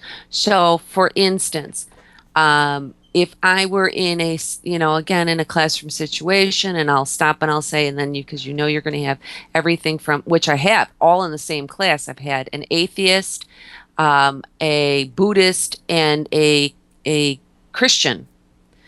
You've got very different mentalities going on, belief systems. Yes. So it's a matter of, well, Mary, but what about heaven? Well, heaven's another dimension. If somebody dies and they subscribe, and this is where culture comes in, it's a very underrated aspect of the paranormal field. Yeah. We've talked about that before, and how much an interpretation and a belief can affect a paranormal situation. Yeah. Mm-hmm. Well, because it's the old thing. If we know from what we know from what our interactions have been thus far that if Uncle Bob was a jokester in this life, he's going to be a jokester in the next. When he dies. Well, more than that carries over your belief system. So if you're going to act accordingly, if you were raised, let's say, for instance, in Vietnam, they believe, and you're not buried properly, or if you were from the Congo or something, and you're not buried properly, in Congo, they're going to wander. You're going to be a wandering ghost forever. In Vietnam, you're going to be an angry ghost, and they're going to come back, quite ticked off at the family or whoever, and so this is almost a self-fulfilling prophecy in a way, where exactly. You go, if you believe it, that's where your soul is going. Okay. Yeah. Well, what you believe, you're going to act according to how you believe, just like we do now, right? As humans. So if we are now we don't have this body, but we carry a consciousness with us over that same beliefs, it seems that people, they act according to how they think they should act. I suspect, and I mean, obviously we don't know this, nor will we ever because of the circumstance, but I suspect that many, not all, but many people who die atheists, it is lights out for them. That's such an interesting take on that. So in other words, are you choosing to be a particle, or are you choosing to be a wave? There you go. Yeah. Exactly. To bring it back around. Very nice. Yeah, and it's interesting that, most cultures have this way of saying, follow this path in life and you will reach XYZ in the afterlife. And just all this create your own reality stuff that we've been talking about, that really all just fits in with that. That's like, and we tend to be kind of not anti-religious, but none of us are like conventionally religious whatsoever on the show. We're all sort of just trying to figure stuff out still, and right. So a lot of my life I've gone, what are these people talking about? What do they, why do they think that you're going to need to follow these rules and then you get whatever from some god or whoever? It's like, it makes a lot more sense that you're choosing your own reality by what you believe. Doesn't it, Andrea? Well, in a sense, we do in this life right now.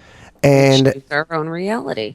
Yes, I wish I could harness that idea and use it a little bit more for my advantage. I know that it goes like I'm with you on that. Positive. It's easy to say, right? Yeah, and it's always like there's this idea of positive thinking and like right. Just affirming yourself with your speech and the power of words and intentions. Yeah, words and intentions, meditation even and stuff, and it all seems to we're like just as a species just starting to just grasp this idea that we can change our reality through believing, but it's so hard to break out of this seemingly rock solid just place that we're in, this reality that we think we have, and to be able to break out of that and really change things is something I think we're evolving towards. I would say, but it's just kind of a conscious awakening across the board is, I think, occurring. But again, I think a lot of that has to do with going back to the millennium with a lot of the ghost shows when they started, and people talking about things and not feeling ashamed of their experiences or thinking that somebody's going to think they're crazy and so on and so forth. Yeah. That more and more of these topics are being discussed. And there's still a lot of places you can go. Sorry to cut you off. There's still a lot of places you can go where people will openly laugh at you for being interested in the parent. There's still a lot of segments of society that just haven't worked that into their to their perception and their frame of reference at all. They're just still. I don't believe in ghosts, which is just such a universes. I mean, so again, some of the ghosts aren't always just dead people. Doesn't mean that they're alien in the sense of, and that I mentioned the grays because it's something that's foreign to us, in that way. Mm-hmm. But they could just be, it's just us, but not necessarily in always copy universes, in different dimensions and time. Residual energy may be like residual ghosts, which is not an intelligent. It happens. It goes on whether you're there or not, just to witness it. You're going to see, like you were mentioning something. A lady comes down the stairs, walks up to the stove, grabs a pot, yes, turns and fades away. Right. That's and it keeps playing like a loop. And that's the stuff that's a little easier to understand for me, where I go. And I saw a long time ago an analogy by, I think, one of the Penn State paranormal guys, where he said, think of it like an audio cassette tape. You've got a strip with a magnetic field, okay? And there's the tape is made of billions, literally, of just microscopic particles, just the tiniest little magnetic particles. And not microscopic, obviously, but, just tiny. So you take, the idea, the way you record onto a tape seems to be like the best direct analogy for residual hauntings or specters or whatever, is that like this thing just literally got recorded, and when the person with the right VCR comes up, it can be replayed, Yeah. But or let me throw this at you, though. Okay. Because here's the alternative to that as another possibility. X marks the spot, or a crossbow, in that time dimension. And you have that specific point in time when you start getting into wormholes and things like that, where you're looking at, like, if you look through a keyhole into a room or a pinhole, yes, you're only going to see that small thing. So we may be witnessing a open portal, wormhole in a sense, okay, and that we're only seeing September 3rd at 3:33 p.m. at 1933, and that's all it's open to, and we're going to see it play over and over and over. But there's an entire world going on around it. We're just not seeing it. We may actually be looking at 3:33 p.m. in 1933, and we're seeing that woman. Okay, so that's the other option, is that, we're back to the horse track where the dimensions and times are running parallel and there's some overlap at times. And that you can peer in. It's a little, pinhole window. Which do you see that? How do you tend to think of it? I more towards the that. Okay. I really do. Not all. I mean, I guess it really depends on the particulars of the case or circumstances. So I mean, that's maybe not even fair for me to say that, but maybe a 50-50. I'll just say it that way. It's a 50-50 of sometimes it being a trapped energy, imprinted, and other times I really do think it is more of a portal on the means of a wormhole situation, in that we're just seeing a window window in that specific point in time. Yes, yes. Yeah, I see. Yes, that's probably a little more sophisticated way of looking at it. I would agree, I guess.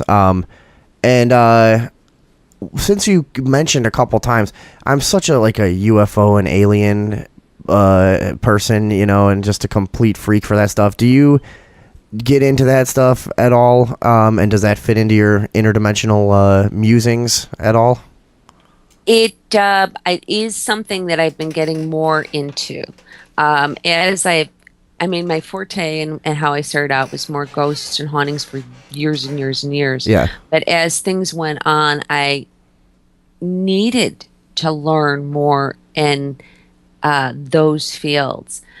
Even down to, and then when I was doing my own radio show, when I was doing the Paranormal MD radio show, which hopefully will come back on the air. Yeah, you'll have to keep in touch. Let us know if you're back on. We'll definitely listen. Yeah.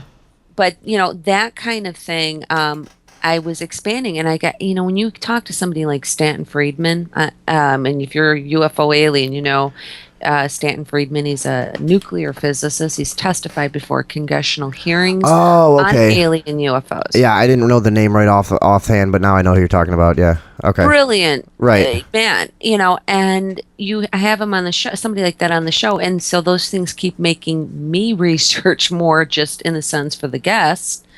And so through the years, I've got more into that, and even conspiracy.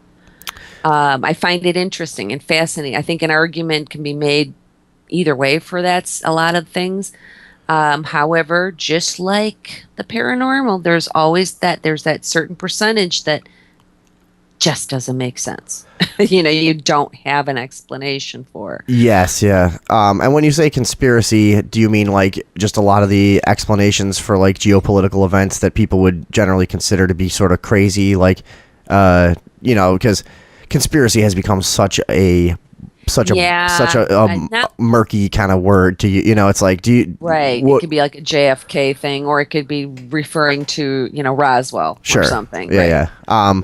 So what do you mean? What kind of conspiracy stuff have you gotten into? Well, just in again, some of the UFO stuff, some of the UFO alien, because it really is a good combination at times, because there is definitely cover-ups. Oh, anyone that looks into it whatsoever, it doesn't take very long for you to realize they've slipped up enough times and they've let enough stuff out to know they're definitely doing a lot more investigating than they're letting on, and they have been since the 40s. Yeah, absolutely. It's pretty apparent, and they weren't always very good at their cover-ups either. There's some pretty hilarious ones. Roswell is the classic example of just a complete free for all of people, just offering up the wildest explanations back to back. Just no, it was this. Oh, it was this. Well, no, actually, we recovered some particle, or some materials from a weather balloon, and but the day before they had said it was a UFO to the newspaper. The first Air Force guy was just like, yeah, we got a UFO, guys. He didn't know they weren't supposed to tell anyone. And it's not, and it's a lot of times it's not, two guys sitting in a rowboat, out in the middle of, of the lake going, eating chiclets or something, and they just see a UFO. We're talking sometimes an entire town of people. We covered a O'Hare Airport over here by me. I'm by Chicago. I'm here, a Chicagoan. Oh yeah, we're right next. We're in Willow Springs, so just outside of the city. Yeah, I didn't realize I'm you in were a suburb, but yeah, I mean, we had. I think it was that maybe it wasn't as long as 05. I think I'm making up the year. There was a mass sighting at O'Hare. Yeah, it was somewhere around there. I would put it between 2002 and 2005 somewhere. 2006. 2006, okay. November 7th, 2006. Yes, and there were pilots, there were police. Every walk of life saw that. Yeah, there was passengers, people, in the middle of the day. Yes.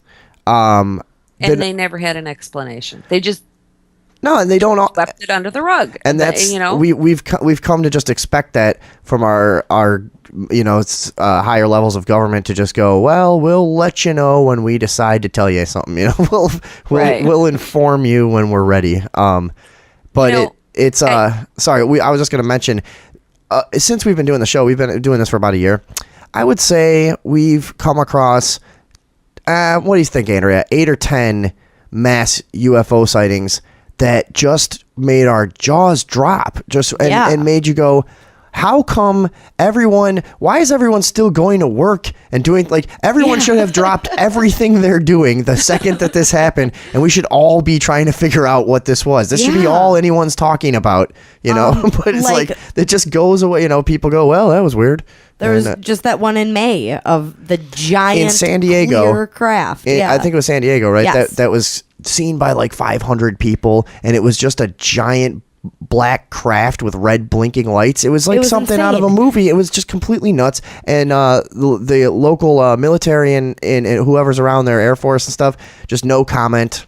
We don't have any. We don't know. Though, I think a lot. I mean, if you really looked at it, probably 90% of the UFOs are not. They're unidentifiable to us, right? But they're somebody's. They're ours. They're another military, another country. They're crafts that we don't even know about. And I'll say crafts. NASA is sending up. I can't think of the name of it. It's on July 3rd of this year. It's going to be the second attempt because of some weather balloon issue they had or a shoot issue with it. This thing is ginormous, and it looks like a UFO. It looks like your traditional round disc, but with like windows and decks on it. Like a. God, would I love to ride in one of those? Now that would be fun. NASA. How long was this thing? How many years has this been being tested before we're now seeing it? So how many times did people see this I'll tell you, along with other things? 58 years. They've been reverse engineering that the UFO that crashed in Roswell ever since then. That is there's a lot of evidence of that too. There's been so many guys that have done deathbed confessions that go, look, yeah, we've got a UFO, we're working on the technology, and it's no secret that at certain levels in government, technology is at a point that we won't see as consumers for 40 years. Right. And I don't think that's really up for debate anymore. I think we all pretty much agree on that. But the only other thing I was going to percentage that are real, meaning that don't belong to anybody and don't have any explanation. And to that point, I was going to say, don't you think it's really unlikely that any of them are actually extraterrestrial? Because this is going back to the interdimensional thing. For many years, I've thought that just because the distance and involved with space travel to any other possibly inhabitable planet is just so vast that it would be more likely that these would also be some interdimensional occurrence. Yes, I guess what I'm trying to. Oh gosh, this gets so heavy into the things.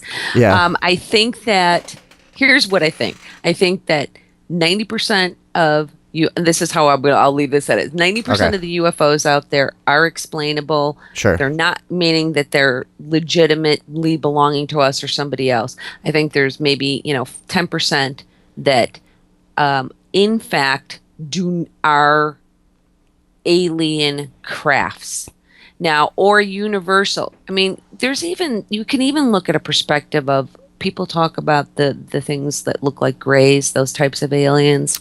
Yeah. That could be us 3,000-5,000 years in the future. Mm-hmm. Yeah, no, that's definitely one that gets thrown around. The other one that's really fascinating is that they could be creatures from inside the Earth. I don't buy that. There's been That's where she draws the line. Yeah, it's a fun theory though, and there's been a lot of footage caught of UFOs emerging from like lakes and oceans and they like. There's a whole USO phenomenon, allegedly. Have you ever looked into the Hollow Earth? No. No? Should I? Yeah, it's pretty weird. It's someone like you might be able to look at it and immediately go, well, here's why this is bullshit. This is totally debunked, But for me, it's been really fun. It's one of those things that's backed up by a ton of just like cultural legends and this and that. It's one of those things that almost every ancient culture has this story of different beings that came out from out of the earth, or tribes that ventured into the earth and never came back. There's stories in modern culture too. There's like Air Force and whoever, people that say they have flown into the hollow earth. It's pretty fascinating. It's basically the idea that the earth, instead of having just a giant sea of magma that and a core, that there's actually an inner star, that the earth is sort of more like like an atom, I guess, and with an inner like nucleus, is that what I'm thinking of, or am I thinking of a molecule? Yeah. But anyways, the idea that there's like an inner star, and that gravity is working more like on a space station, where it like you could stick to both sides of the Earth's crust. So if you're standing on the inside, gravity's working the opposite way. So there's an entire hollow, concave, whatever, Earth in there, But according to our Earth, with what we do know, Earth science-wise, and what we can look at, I don't see how they could come up with that, because we know what's in there. Yeah, they'll say that we don't. There's plenty of people that will say that we don't. I've never seen the core of the Earth. But anyways, that's where Mary Marshall draws the line. Is the hollow Earth. But no, that's fine. It is. I got into it specifically because I sat down one day and I just started thinking about them, going, man, over my life, as I go into each new era, it's so profound how many things turned out to be a lie. How many things I grew up thinking Right. that I had to research my way out of. So I just sat down one day and I just thought, what is something that I think is just completely insane and probably has no merit? And I thought, hollow earth theory. And wouldn't you know it, I spent 2 hours on YouTube and now I'm convinced, Yeah, that is absolutely what's going That's on. the problem for all of us. There's so much. It's so easy to make an argument for things. When you look at a lot of whether it be books or YouTube or television shows, we're not always getting all sides to something, and you can make something pretty compelling. An argument for something pretty compelling according to it, but then certain pieces of information are left out. Sure. Yeah. Yeah, as is so common with stuff like Ancient Aliens and whatever, they'll put together a really convenient thing using an out-of-date interpretation and a translation that's been proven wrong 25 years ago and stuff, and then presented as fact. And then when you're watching it, you're like, holy shit, I can't believe this. Why don't more people know about this? Yes, the Anunnakis were definitely in Sumeria. There's no disputing it. This should be bigger news. Yeah, exactly. But no, it is amazing how easily tricked we are. It really is. I bet you if we took and started looking at a lot of the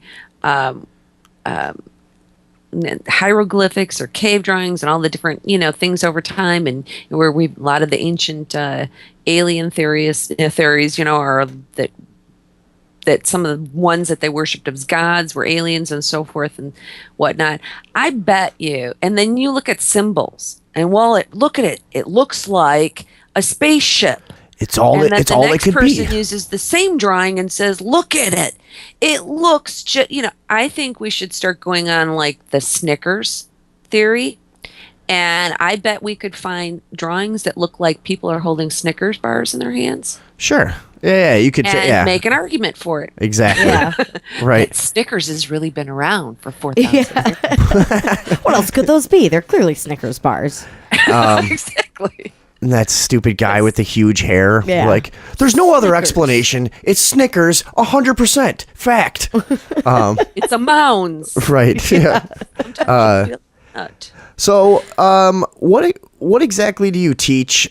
And I want to go through everything that she needs. And what are we promoting too? We're doing you're speaking at Silcon, right? Yes, that's. I don't know. Like, how much time we have left here? Whatever. We're just flexible. We're flexible. It doesn't matter. So a few minutes. Yeah. We are. I am going to be speaking at the Central Illinois con. It is they're doing an awesome kind of cool thing there, because it's not your typical paranormal conference. Right. Yeah. It's got been gaming there, Horror, anime, and yeah. wrestlers, and I kept joking about that. I'm like, does that mean I could dress up? Oh yeah, you'll be. I'll be wearing a costume. You'll fit right in. We're gonna be there. We've got some ideas. That'd be nice to meet you in person then. Yeah, it's gonna be fun. We're gonna get to meet a bunch of our guests. Yeah. And a few other people that we've made fun of. Yeah. So that'll be. And we just realized. We just realized too. There's like a couple of people that we've kind of made fun of a lot on the show, like local kind of hacky investigators, and. Whoops. And then we realized we're going to be at this convention, and the whole thing, I guarantee you, is in one room. We're just going to be staring at each other all day, just trying to avoid eye contact, But anyways, it is going to be a really fun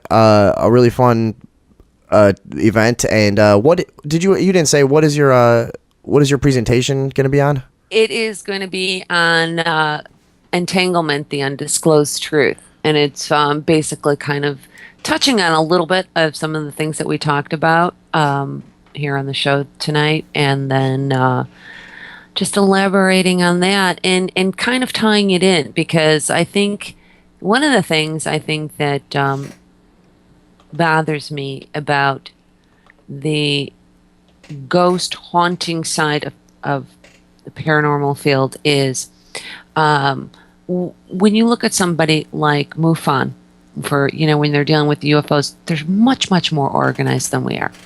They're much more the information is accessible from one party to the other.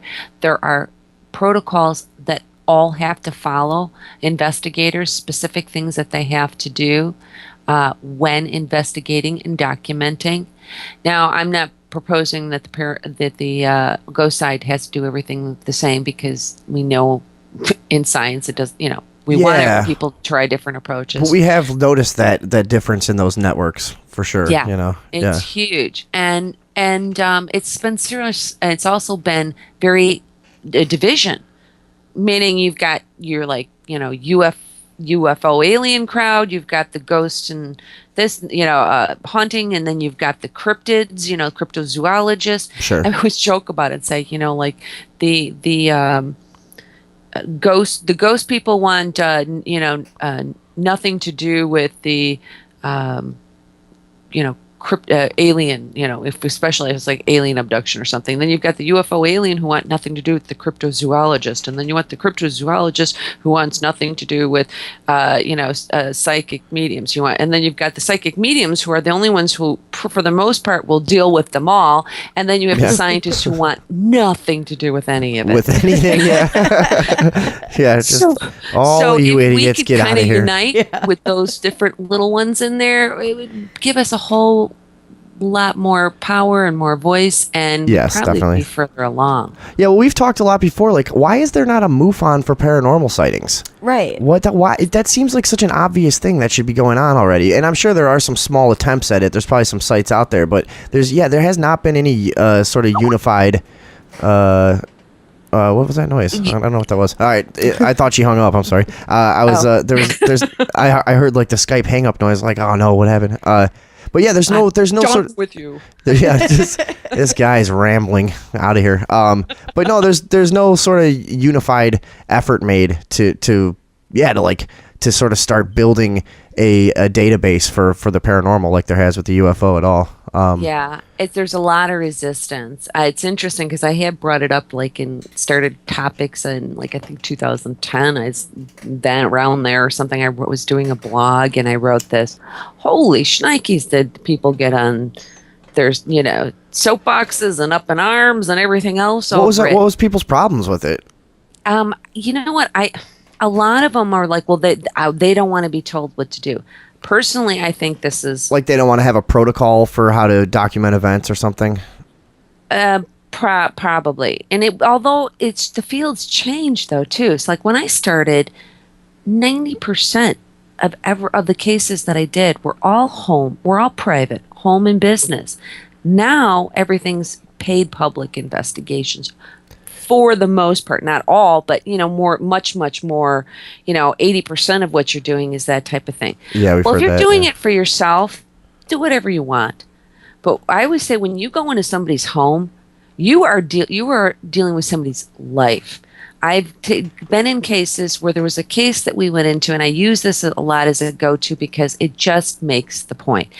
But I did a home investigation case. This is few years back, and it was a family, a husband and wife, and 2 adolescent-age children. When we went in there, by the time we got in there to investigate, none of them had been sleeping in their bedroom for 3 months. They had all been sleeping together in the family room for Jesus. 3 months. Whoa. Because of the activity going on. That's insane. Can you imagine that? When you just sleep with your whole family and that takes pretty drastic circumstances. That gives me a little pit in my chest about what that must feel like. Oh man, they must have been terrified. And so, can you imagine? You now are learning 80% of what you know is from television, and a little bit around, and you really you might think you have a grip on it, and you might have a very good one. But you're going to go into somebody's home, and what if you don't know what you're doing? And there's so many cases of what a lot of people refer to in the industry as cleanups, because somebody who didn't know what they were doing went in and made things worse, or they're just so unprofessional that here you've got a frightened family, and you let this team in, and then they never hear from them again, or they just get we think it's this. There's no report. If I do a case on a home case and there's things that are found, that could be anywhere, from 25 to 40 pages long. Yeah, I would imagine. And the people aren't. And so I feel that a lot of the people who don't want this organization are concerned that they're going to be booted to the curbside because they're not going to, be good enough or know or have the right whatever yes. that this might. But if we get a governing body that sort of like our country, not the greatest. We all know all the problems with it, but it's still, regardless of how we feel, one of the better systems out there government-wise. So if you take this down to, we have a governing body that we elect and can oust out at any time, just to set up just to get more like MUFON, certain criteria. I think that if investigators are going into the home, that they have to have a higher standard of education than if they're doing things for themselves. Yeah. Okay. Yeah. Problem is trying to get that education out the right way. And that's partly part of what you're doing, right? Yes, except it's not credited. It's not really. credited. Is that right? Here's the problem with it: is because, again, starting right at the beginning, determining what is needed to not only satisfy what you need to know if you're going to be working in the field, but also to satisfy the college. Let's say it's a college. There's academic standards. How do the other how do the people at the colleges where you work look at you as? I mean, do they think that what you're doing is kind of wacky and out in left field, or are they generally interested in it, or you get the same level of respect that a stuffy old physics professor gets, or how do they treat you?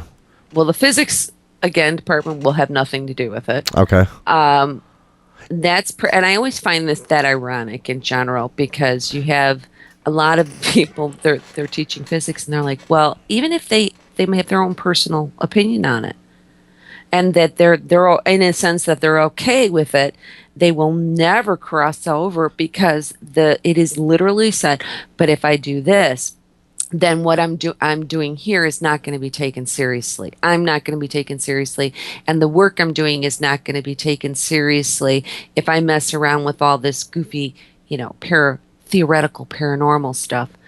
Oh, you mean like the theoretical physics you teach? Theoretical? Yeah, exactly. Yeah. And so he'll spend all day reading about that Higgs boson character that we talked about. But yeah, but any of this stuff is no good, and it's kind of a shame because if probably they gave you a chance, they would see that a lot of what you talk about and what you believe is rooted in physics, right? Yeah, and we need them. That's the thing. As I look at it, most of what investigators do, we like to think that as the layman investigator researcher that we're doing something with some sort of scientific, basis to it.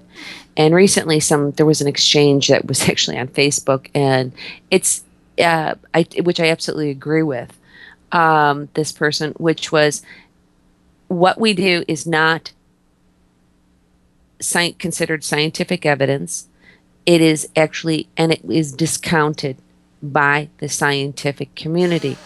However, it is something that within the field that we, other investigators and other people within the paranormal field, look at to help educate. We educate each other and to further the field along. But as much documentation as we're going to do, it is not going to be taken. It is not scientific. We need the scientists to get involved. And so the more, my opinion on this, and going back to the organization of things, the more organized we get, the more standards that we put into place, the more we can attract the attention of the people we need. And we do need a whole, we're just field researchers. Sure. We are not scientists. Right. Okay.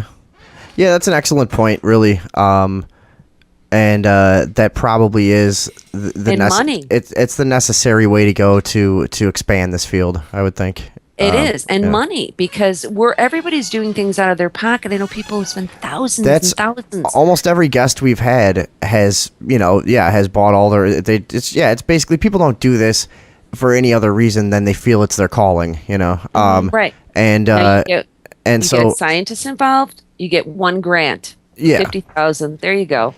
Yeah, and the most of them they're not making any money. They have, a few of our guests have a tiny office somewhere, but most of them work out of the house. It is very, very kind of a rogue field still.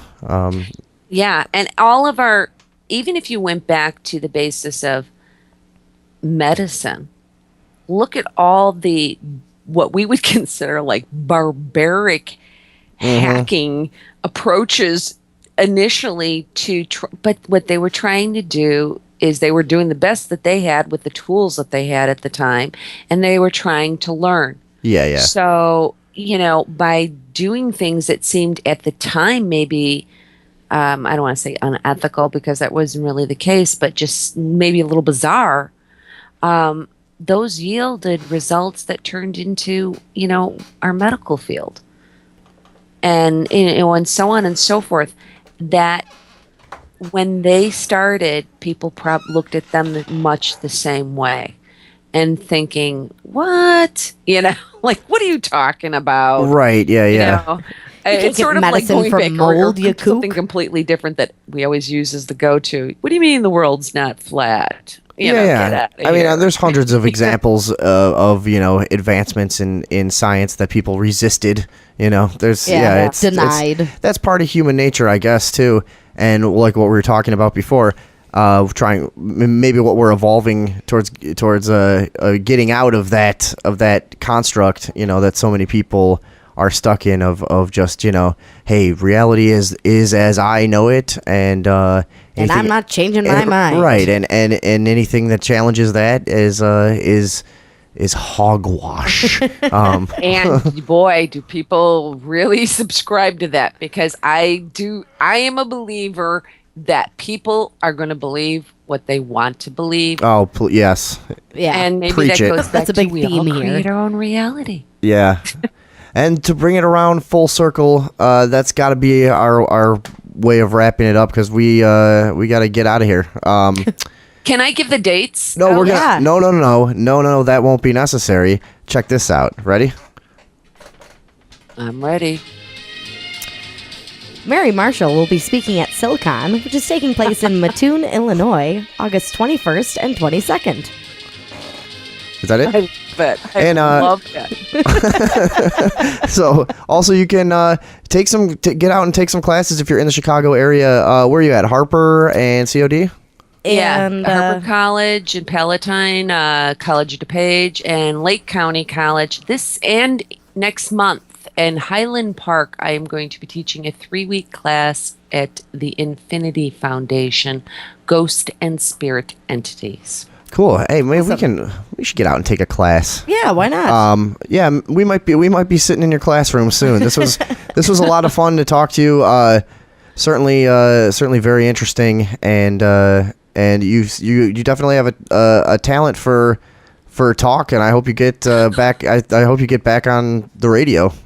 I'd listen to your show anytime. Yeah, absolutely. Well, you guys are awesome, and I just want a recording of that background music and you doing the voiceovers. I don't care. You could say anything. It just makes me smile. Yeah, we'll just send you a compilation of of all of our intros. Yeah. But all right, well, yeah. Regrettably, we got to get out of here because it has been great to talk to you, and hopefully we can do this again. Sometime when we have some interesting things to ask you about, we'll try to get you on again. Oh, you guys are great. Well, thanks for having me on. Yeah, thank you again for being here. Do we miss anything, or do you want to plug anything else, or are we good? I think I'm good. All right. All right. Good. All right, then we're out of here. Mary Marshall, thank you very much. We'll talk to you soon. All right. Good night. All right, good night. Good night. And there she goes. Hanging up the old phone. Yeah, wow, just a lot of interesting stuff.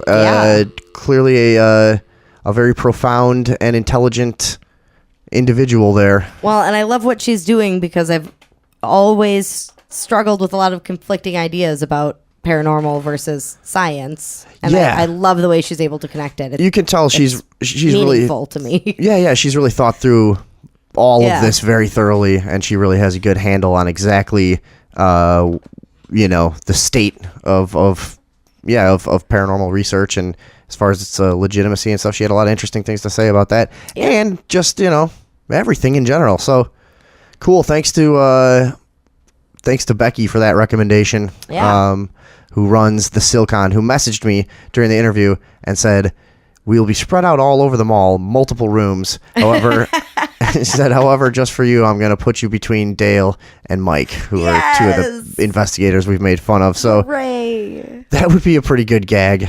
I wonder if she'll actually do that to us. The world's most awkward convention. So, all right, very cool. Let's do a quick break and maybe come back with a few minutes because David Box showed up and we want to get him to say a couple things. Is that cool? Yeah. All right. Back in a moment. Talk to you about the important work that's being done by LifeSite News. Why is this? I am What is someone this that playing? gets a notice every day of the news. What the hell of is the this? day happening? with respect Why is to Rick pro-life, Santorum talking to us? pro-family. Shut up. Other things I notice every day. Hi, I'm Rick Santorum. Of the American worker. I'm Rick Santorum. We provide a much needed service to the community. That was just one of those things. I just pulled up an article and it just started It just playing started this talking. ad. And She loves LifeSite that. News really does inform me, give me shut information that the mainstream media doesn't carry. Informs Even me. the They conservative give media. me information. They tell me which to think. Which to think? Yeah, they're not very good at it. I got some more transgender stuff. Oh. I don't know. It's people. I thought this was kind of funny. Let's see. Transgender. Oh wait. Now I'm distracted by Rick Santorum again because. All right, sorry. The transgender female, that's in quotes, MMA fighter gives female opponent a concussion and a broken eye socket. Transitioned from male to female? Yes, and is now fighting in like the female MMA. They can't That's- do that. That's weird. Can they? Well, no, that's where Why we're not equal rights? Yeah, that's where we're going with this How stuff. old like, is this fighter? Does it say? Let's see.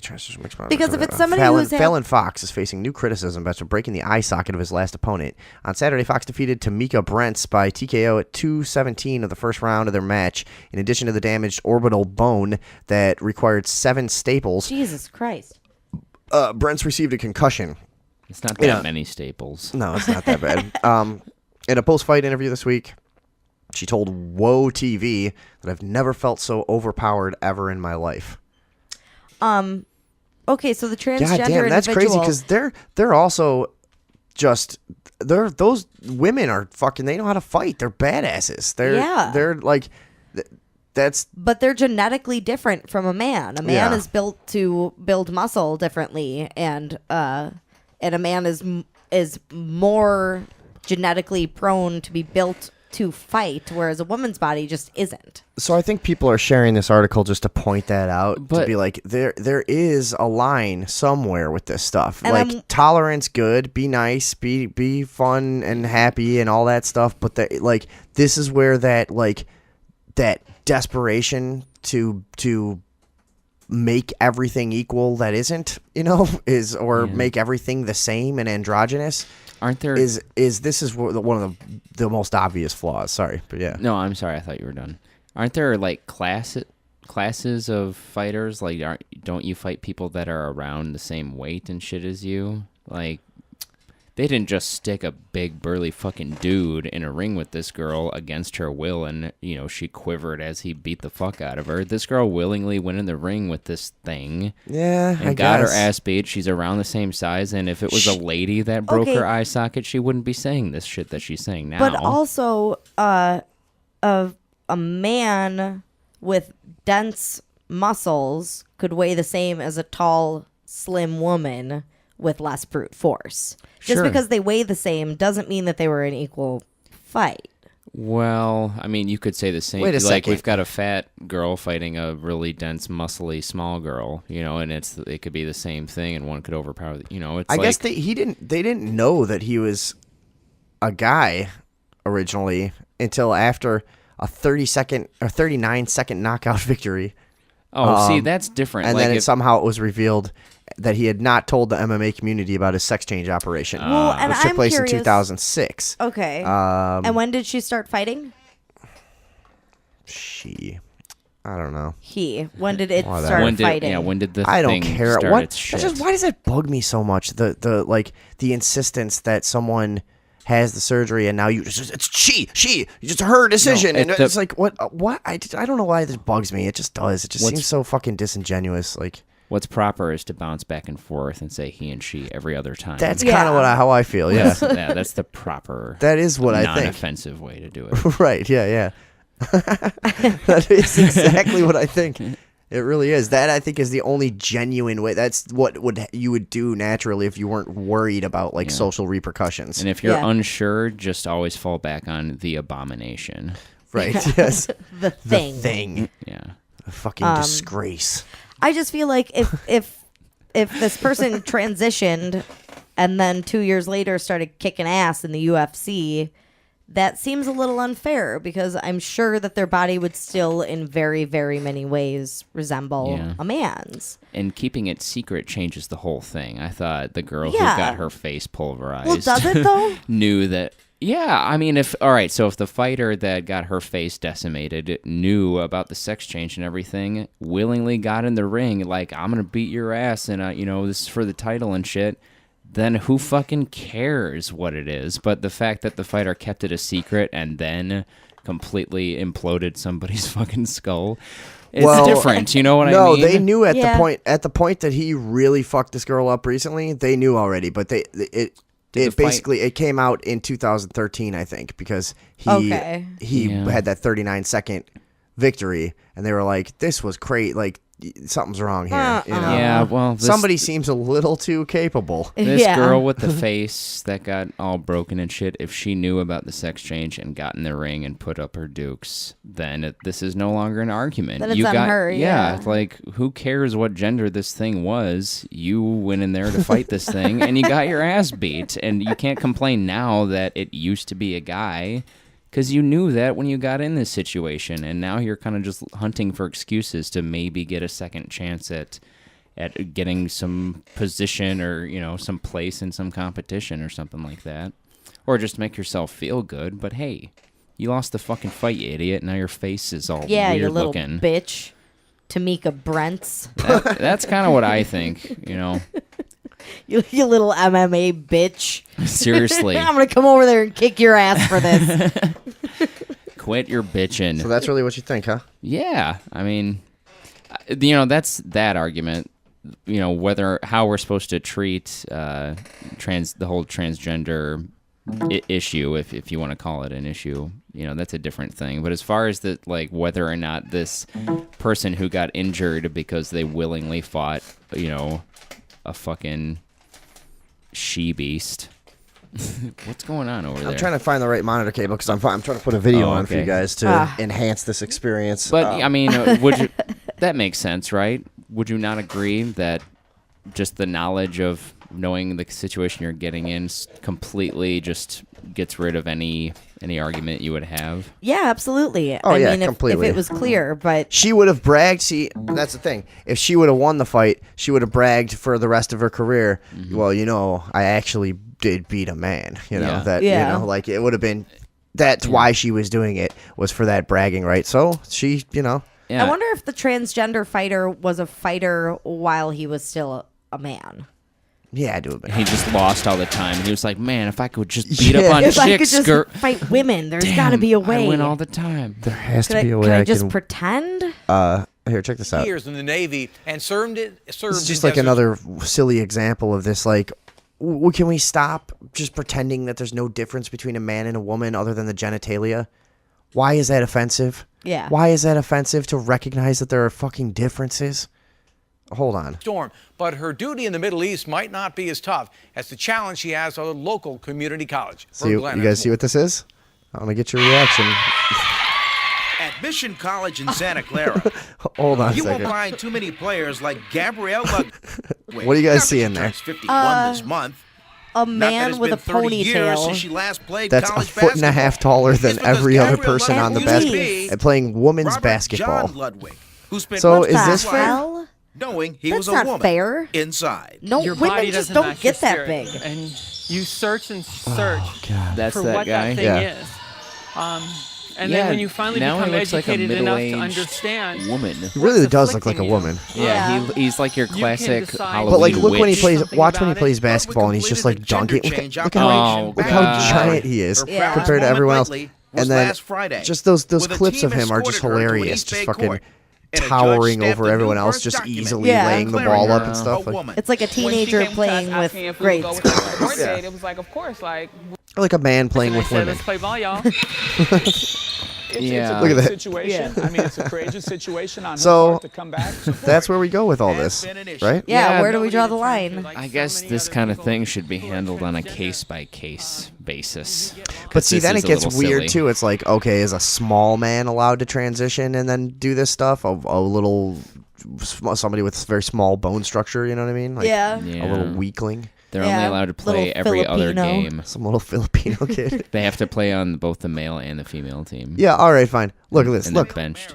Did you see that? Hold on. yeah. Let me back that up, David Box. Just look how easily this guy is just destroying these girls at this basketball game. Of a suicide attempt at age 15 Yeah. and 2 failed marriages behind That's not like fair. nothing, no. That's not fair.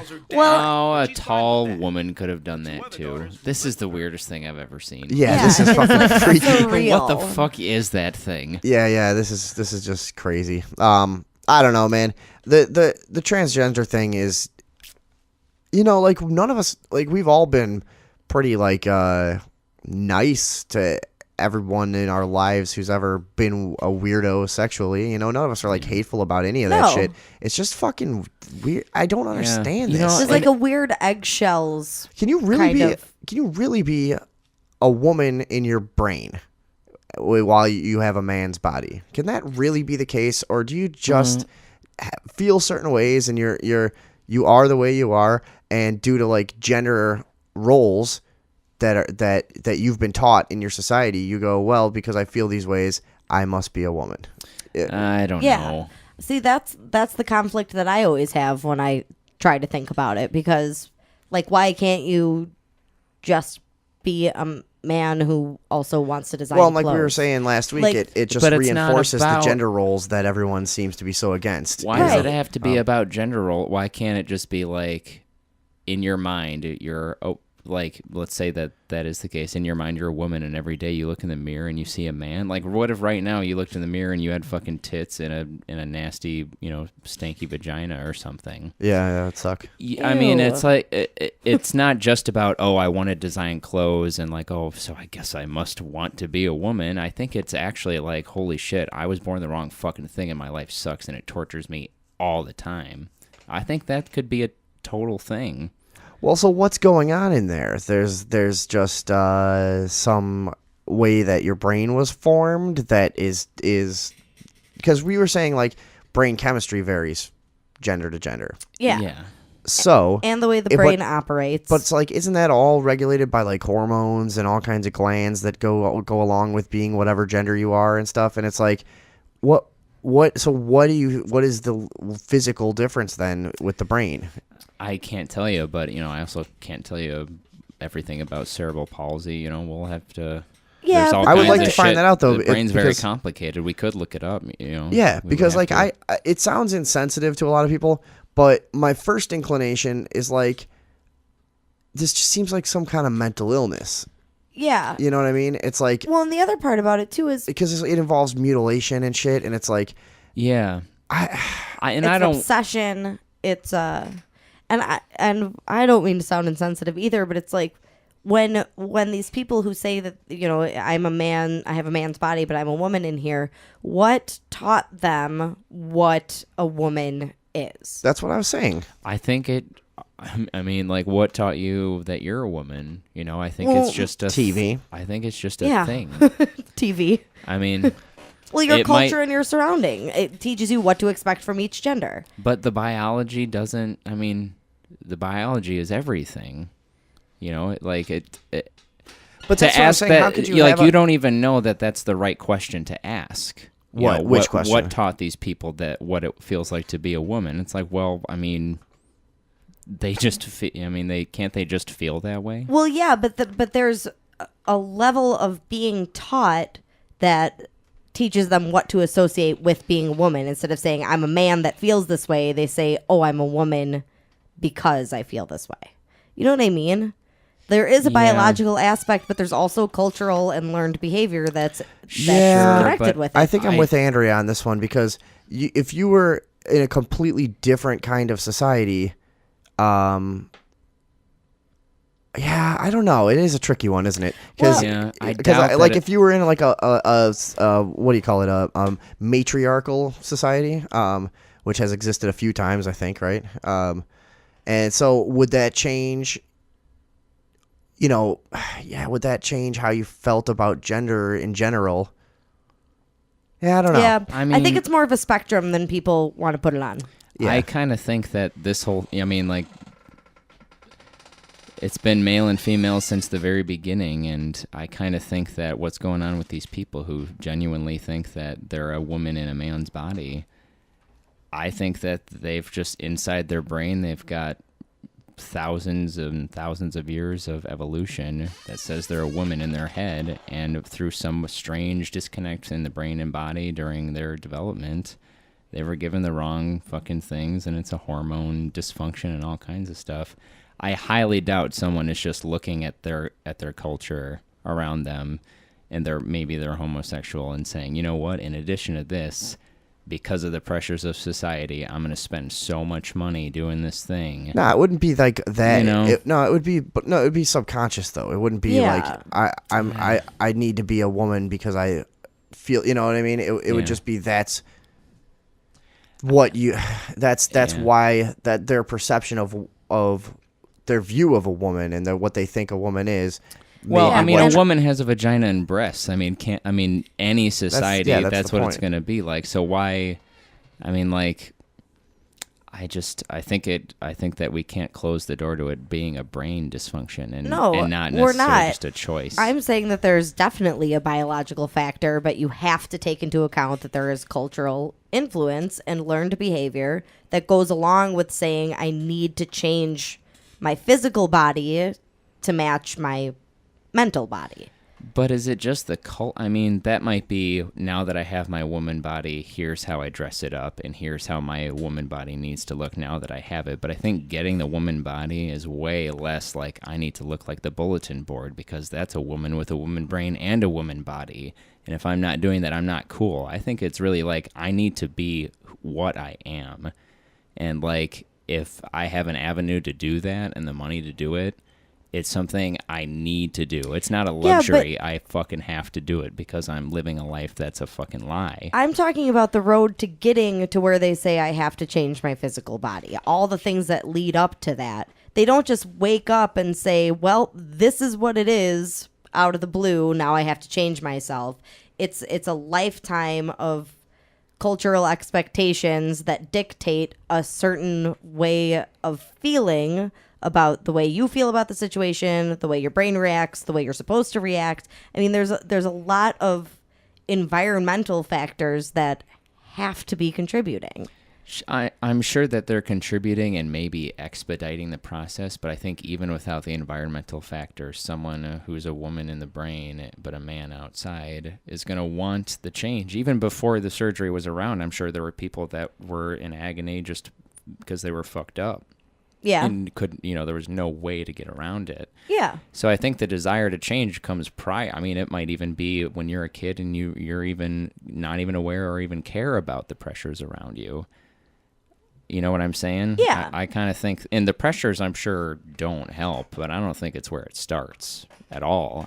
I think it's definitely something that starts in the womb. I'm not talking about the pressures. I'm talking about gender roles in general, sure, and that's how you what I learn mean. to define what a man is and what a woman is. And that's kind of what and not I the mean. pressure from society to be those ways, but the very construct of those ideas in your mind and where they came from to begin with. Sure, but I guess that's what I meant by pressures, because to conform to the way the structure that exists. Yeah, you know what I mean? Yeah. All right, well, let's leave that there for now. I got lost somewhere in there. All right. Well, I guess we'll end it. Well, you're a woman now. Yeah. Now I think I need to get a sex change. You dumb woman. You guys talked me into my sex change operation. Finally. So yeah, just last thing. I got a little video about the police chief, Chris Burbank in Salt Lake City, who just resigned. I'm not sure how Melinda feels about that. Melinda Tucker Castellanos. I'm not sure if this is good or bad. Because this guy was going to be part of our video about that whole situation, and he's one of the people that needs to be held accountable. So now he's resigning. He's going to be on a beach probably somewhere. Yeah, he's probably going to be out of there. Not really be able to get to him. Margaritas. It'll be a lot harder to charge him with a crime. Faggot. Yeah. So let's see. Let's play this and see what happened. If you're just joining us, Chris Burbank is no longer police chief in Salt Lake City. Fox 13's Todd Tanner was at a news conference when Mayor Becker made that announcement just minutes before this 4 o'clock newscast started. You're joining us now live with more. I can imagine that it's kind of a whirlwind out there with this big announcement, Todd.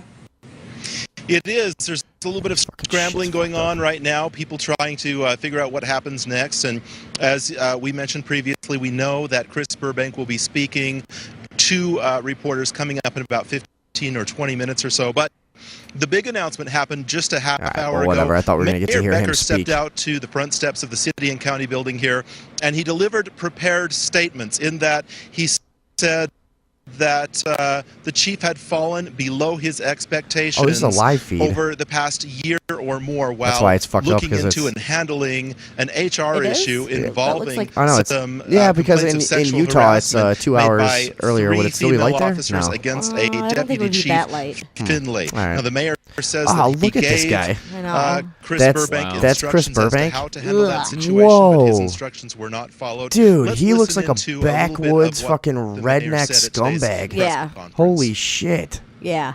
Look at his pointy ears and his Ew. Who has a mustache like that? In this day and age, you're totally clean shaven, other than that weird 70s dad mustache. He's like the dim-witted version of Keanu Reeves meets Jeff Foxworthy. Yes, he does.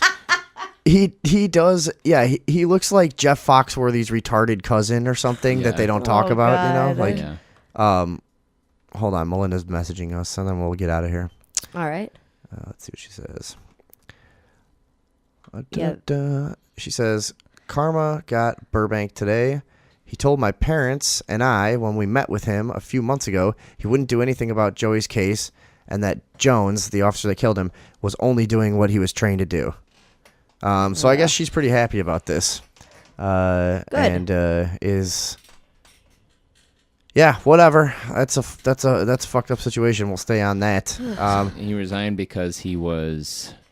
Oh, he resigned. Pressured to do from. There was a bunch of lawsuits pending. Yeah, he had. He was involving- accused of mishandling some sexual assault cases within the force. Yeah. So, something again. That's just allegedly. Yeah. Yeah. It's Andrea. Let's not implicate this fine member of law enforcement. Yeah, I'm unnecessarily. so sorry.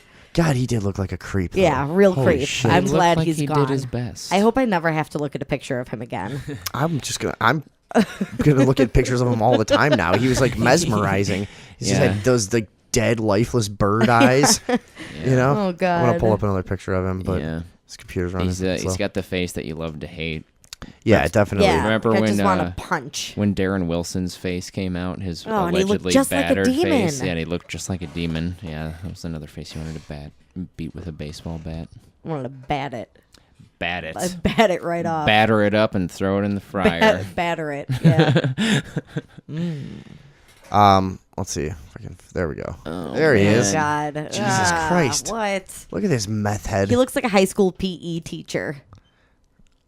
Wow, there's a lot of pictures of this guy too. Yeah. God damn, is he creepy? Oh my God, he's creepy in all of them too. It's not just like a fluke thing. The cops always look so unhealthy. Like, look how bad all these guys' like skin looks and stuff, and like all their.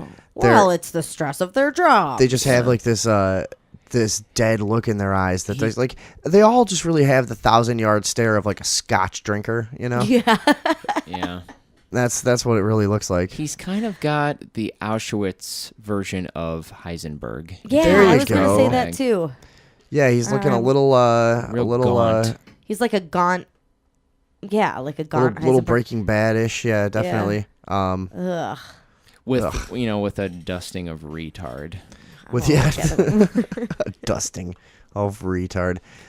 That's Too anorexic Heisenberg mated. that was actually the original. And had a mongoloid baby. Yeah.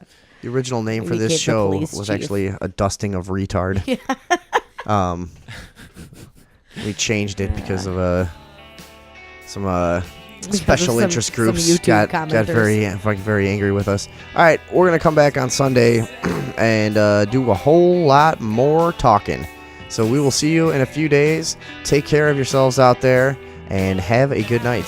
Good night. Bye bye now.